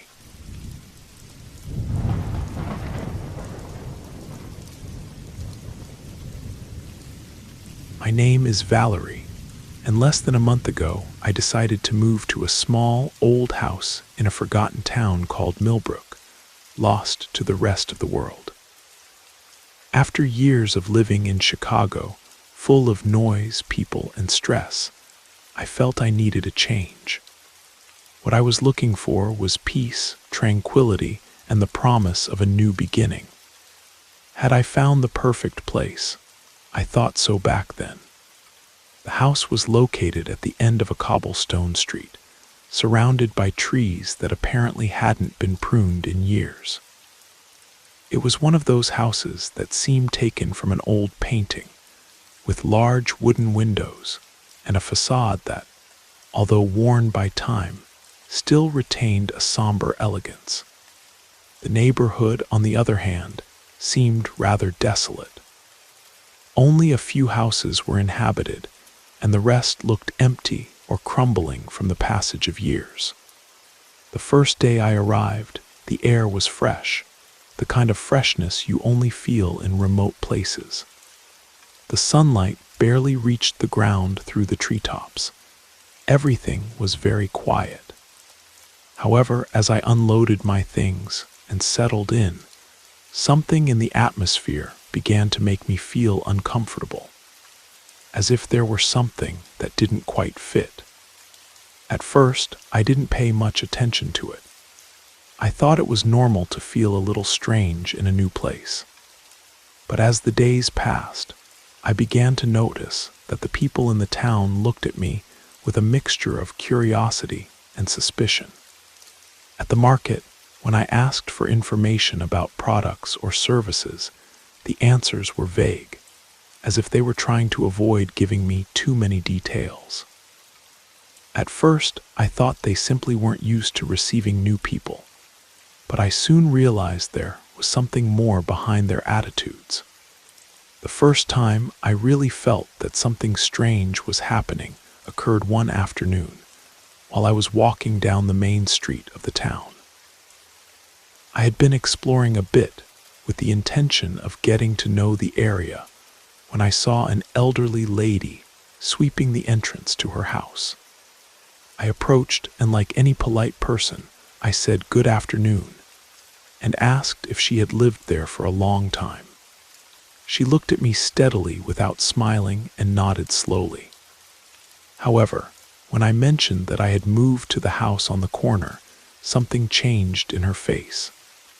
Her gaze became vacant, and for a moment I felt her mind was lost in some dark memory. However, before I could ask her anything else, she quickly returned to her task as if she had been waiting for me to leave. "There's nothing to see there," she muttered without looking me in the eyes. I couldn't help but feel disconcerted, but I thought maybe I had exaggerated. The lady was elderly and probably wasn't very well. However, what happened next was even more disturbing. The following days, as I walked through the neighborhood, I noticed that every time I passed certain houses, the neighbors would close their doors or peek out of windows, watching me without saying a word. Some children even crossed the street when they saw me, as if I were something they should avoid at all costs. There was something in their looks that I couldn't understand. but I felt a growing sensation of discomfort every time I left my house. Finally, one Sunday afternoon, I decided to go for a walk along the path that crossed a small forest at the end of the street. The path took me deeper into the woods, where shadows lengthened with the passage of time. As I walked, I thought about how I had decided to move to this place looking for calm. But now I felt trapped in something bigger, something I couldn't explain. It was there, in the middle of the quietude of the forest, where I saw an old construction half hidden among the trees. It looked like a chapel or something similar, and although it looked abandoned, something in its structure made me think that someone had been there recently. I approached, but before touching the door, something stopped me. A whispering voice, soft but clear in the air, told me, "Go away. It's not for you." I turned around quickly, looking around, but I saw no one. I felt my skin crawl and my heart accelerate. Had it been my mind playing with me, or had someone really spoken to me? Terrified, I decided to return home. The whisper kept echoing in my head, and when I passed by the chapel, an intense cold sensation ran down my back, as if something or someone were watching me. That night I couldn't sleep. I decided to investigate the town and the house I had just bought. What I found left me frozen.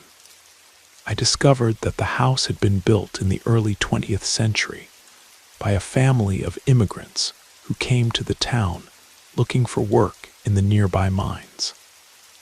However, a few years after moving in, all the family members disappeared without a trace. No one in the town seemed to remember clearly what had happened. The official story said that the family had left in the middle of the night without leaving a trace, but the rumors about them were many and dark.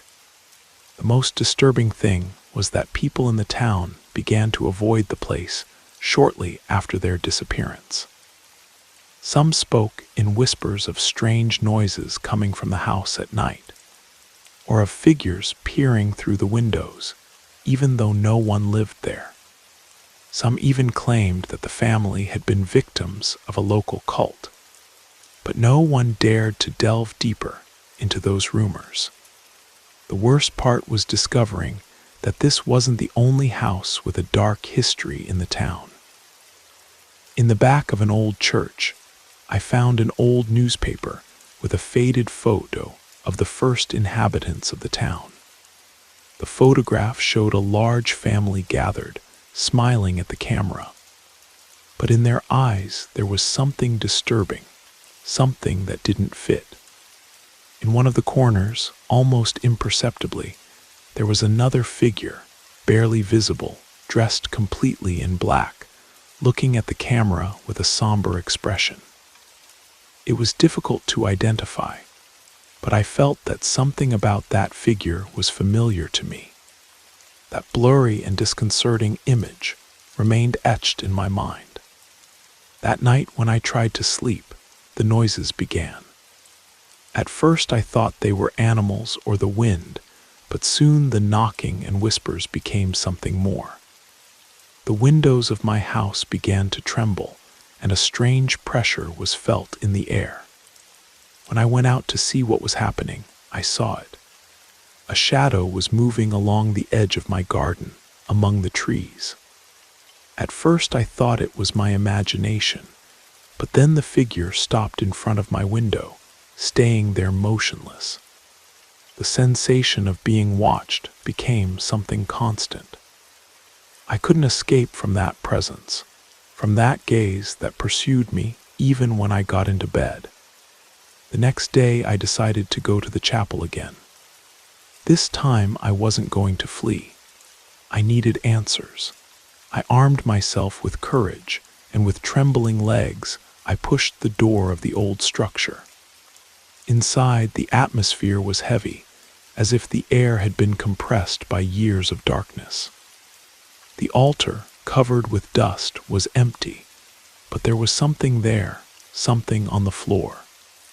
As I approached, I saw that it was a stone, a slab that protruded slightly from the floor, covered with strange runes.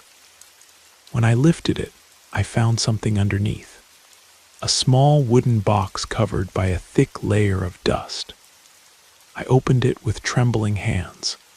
Inside there was a letter written with black ink that said, "The family you speak of no longer exists. They never left. We took them. We converted them. This is their condemnation, ours and yours. You can no longer leave. You cannot escape." Terror took hold of me. I felt something trapping me, as if the walls of the house, of the chapel, of the entire town were closing in on me. I could no longer leave. I couldn't escape. The bloody history of the town, the condemnation of the disappeared family, had reached me. It wasn't just the house that trapped me. It was everything that surrounded it, all the darkness that had remained impregnated in the earth, in the stones, in the very air. That night I felt that something more than the wind was moving among the shadows. I don't know how much time I spent there, but it no longer mattered. The town had marked me, and now I was part of its history, of its eternal condemnation. And although I couldn't see it, I knew that someone was watching me, waiting for my soul to join the darkness that had always been there.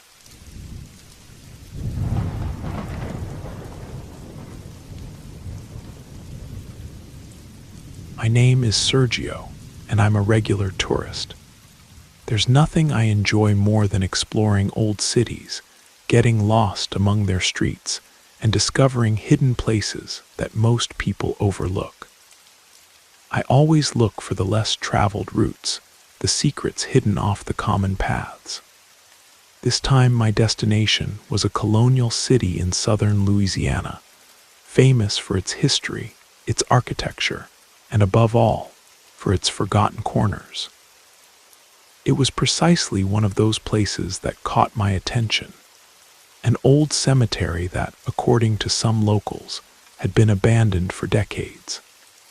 No one mentioned it in tourist guides. Only some whispers spoke of it as if it were a place people preferred not to talk about. One day, after touring the cobblestone streets of the French Quarter, I decided to ask in a small cafe about that cemetery. The lady who served me, an elderly woman, looked at me with an expression I couldn't interpret. It was as if for an instant she wanted to warn me, but stopped herself in time. "That place," she said in a whisper, "is beyond Audubon Park. No one goes there. It's better if you don't get involved." But something in her gaze made me continue forward. I couldn't help it. My curiosity pushed me, and the mention of a cemetery forgotten by time attracted me in an inexplicable way. Sometimes history and mystery are more attractive than sensible advice. That same afternoon, I headed toward the city park, a large green space where tourists relaxed, and I followed the path that led away from the main roads. After a few minutes of walking along a little-traveled trail, I began to notice the change in the atmosphere. The air felt heavier, and the sound of the city faded as if I were entering another world, one older and more solitary. The streets were no longer paved, and the terrain began to be more irregular. It was then that I saw it, a rusty fence covered by undergrowth that separated the path from the cemetery. The entrance was closed by a black iron gate, but through the bars I could see the first tombstones. They were large, made of gray stone, with inscriptions that could barely be read. I decided to look for a way to enter, and after a few minutes, I found a hole between the bars through which I could slip. There were no signs that anyone else was there, which increased the sensation that I was entering a place forgotten by time. I walked through the cemetery surrounded by an atmosphere of absolute silence. The tombstones were disorganized, some fallen, others covered with moss and vines, as if time had completely reclaimed them. Despite the decadent beauty of the place, there was something disturbing in the atmosphere. The shadows of the trees lengthened, and sunlight barely filtered through the branches, creating a somber landscape. In the air, there was a smell of humidity, of old earth that filled my lungs and made me feel like I was breathing history. At first, it seemed like a peaceful visit. I went from one tombstone to another, reading the inscriptions, trying to imagine the lives of the people who rested there. But the more I walked, the more I realized that something wasn't right. The tombstones weren't arranged randomly. Some were aligned in a way that was too perfect, as if someone had moved the stones recently, or perhaps they had simply never been there by chance. The names, dates, and inscriptions seemed to have something in common, something I couldn't identify. There was something strange in the engravings, something that gave me a feeling of discomfort, as if each of those tombs had a purpose much darker than I could understand. I ventured deeper into the cemetery and soon arrived at a more secluded section where the tombstones seemed to be more recent, although they weren't. The names of the deceased were meticulously engraved, but what caught my attention most was an inscription I couldn't read completely. It was partially covered by earth and roots, but I could distinguish the words, "the last breath of." I couldn't help but dig a little to clear the inscription, my curiosity overcoming any prudence. When I finally managed to uncover the complete name, my stomach turned. The death date matched mine, July 13th, 1985. I stood paralyzed. It was clearly an error. It couldn't be my birth date, but the coincidence was disturbing. I was about to continue walking, thinking that maybe my mind was playing a bad joke on me, when I heard a noise in the distance. A dull sound, as if someone were hitting the ground. At first I thought it was the wind, but then it repeated, closer this time. I turned toward the direction of the sound, but saw nothing, only the silence of the cemetery. I decided to continue my tour, but now there was a strange sensation oppressing my chest. I wasn't alone. The idea settled in my mind, and I couldn't get rid of it. I hurried to walk, but when I passed by a larger and more deteriorated tomb, something caught my attention. At the foot of the tombstone, there was a small stone, perfectly polished, as if someone had placed it there recently. I picked it up, intrigued, and as I did so, I noticed something else. Under the stone, there was a small, crumpled note. I opened it cautiously, and upon reading it, my heart accelerated.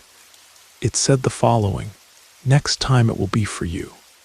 If you stay here, there will be no way out." I couldn't believe what I was reading. Fear began to invade my entire body. I looked around, but there were no signs of anyone. The cemetery was empty, but I felt a presence nearby, an invisible pressure that surrounded me. I turned around to run away, but something stopped me. In the corner of the cemetery, where the shadows were denser, I saw a figure, a person standing motionless, looking at me. I couldn't distinguish many details, but their posture was strange, rigid, as if they weren't alive. I quickened my pace, but the figure didn't move. My breathing was agitated, and I felt cold sweat running down my back. In an impulse, I began to run toward the exit, but something made me stop dead in my tracks. At the foot of the gate, there was a new tombstone with an inscription I hadn't seen before. I approached almost in a trance, and upon reading the name, my stomach churned. The name was mine, Sergio Ramirez. The date of my death, July 13th, 2023.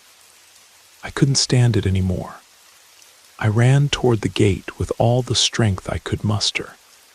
When I finally left the cemetery, I breathed deeply, feeling my body still vibrating with fear. But upon looking back from the path that took me away, I saw something that made my heart stop. Between the cemetery bars, the figure was there, watching me, motionless, with eyes fixed on me. I ran until I reached the city, and although I tried to ask about the cemetery, no one seemed to know about it. No one could even remember the place, as if it had disappeared, as if it had never existed in the first place. Now, several weeks later, I still can't shake the feeling that something is following me. As if the cemetery had left a mark on me, something I can't understand. In my dreams, I keep seeing the figure, always watching me. And worst of all, I don't know if I'll ever be the same again. The date is there, inscribed like a warning. I don't know if I'll be able to avoid what's coming, but one thing is certain. That tomb wasn't a coincidence. And something tells me that sooner or later, the cemetery forgotten by time will claim me.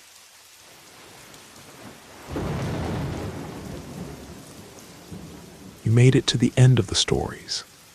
That means it's the perfect time to subscribe so you don't miss future episodes. And if you haven't already, leave a like and drop a comment. I'd love to hear your thoughts. Have a great time relaxing, and good night.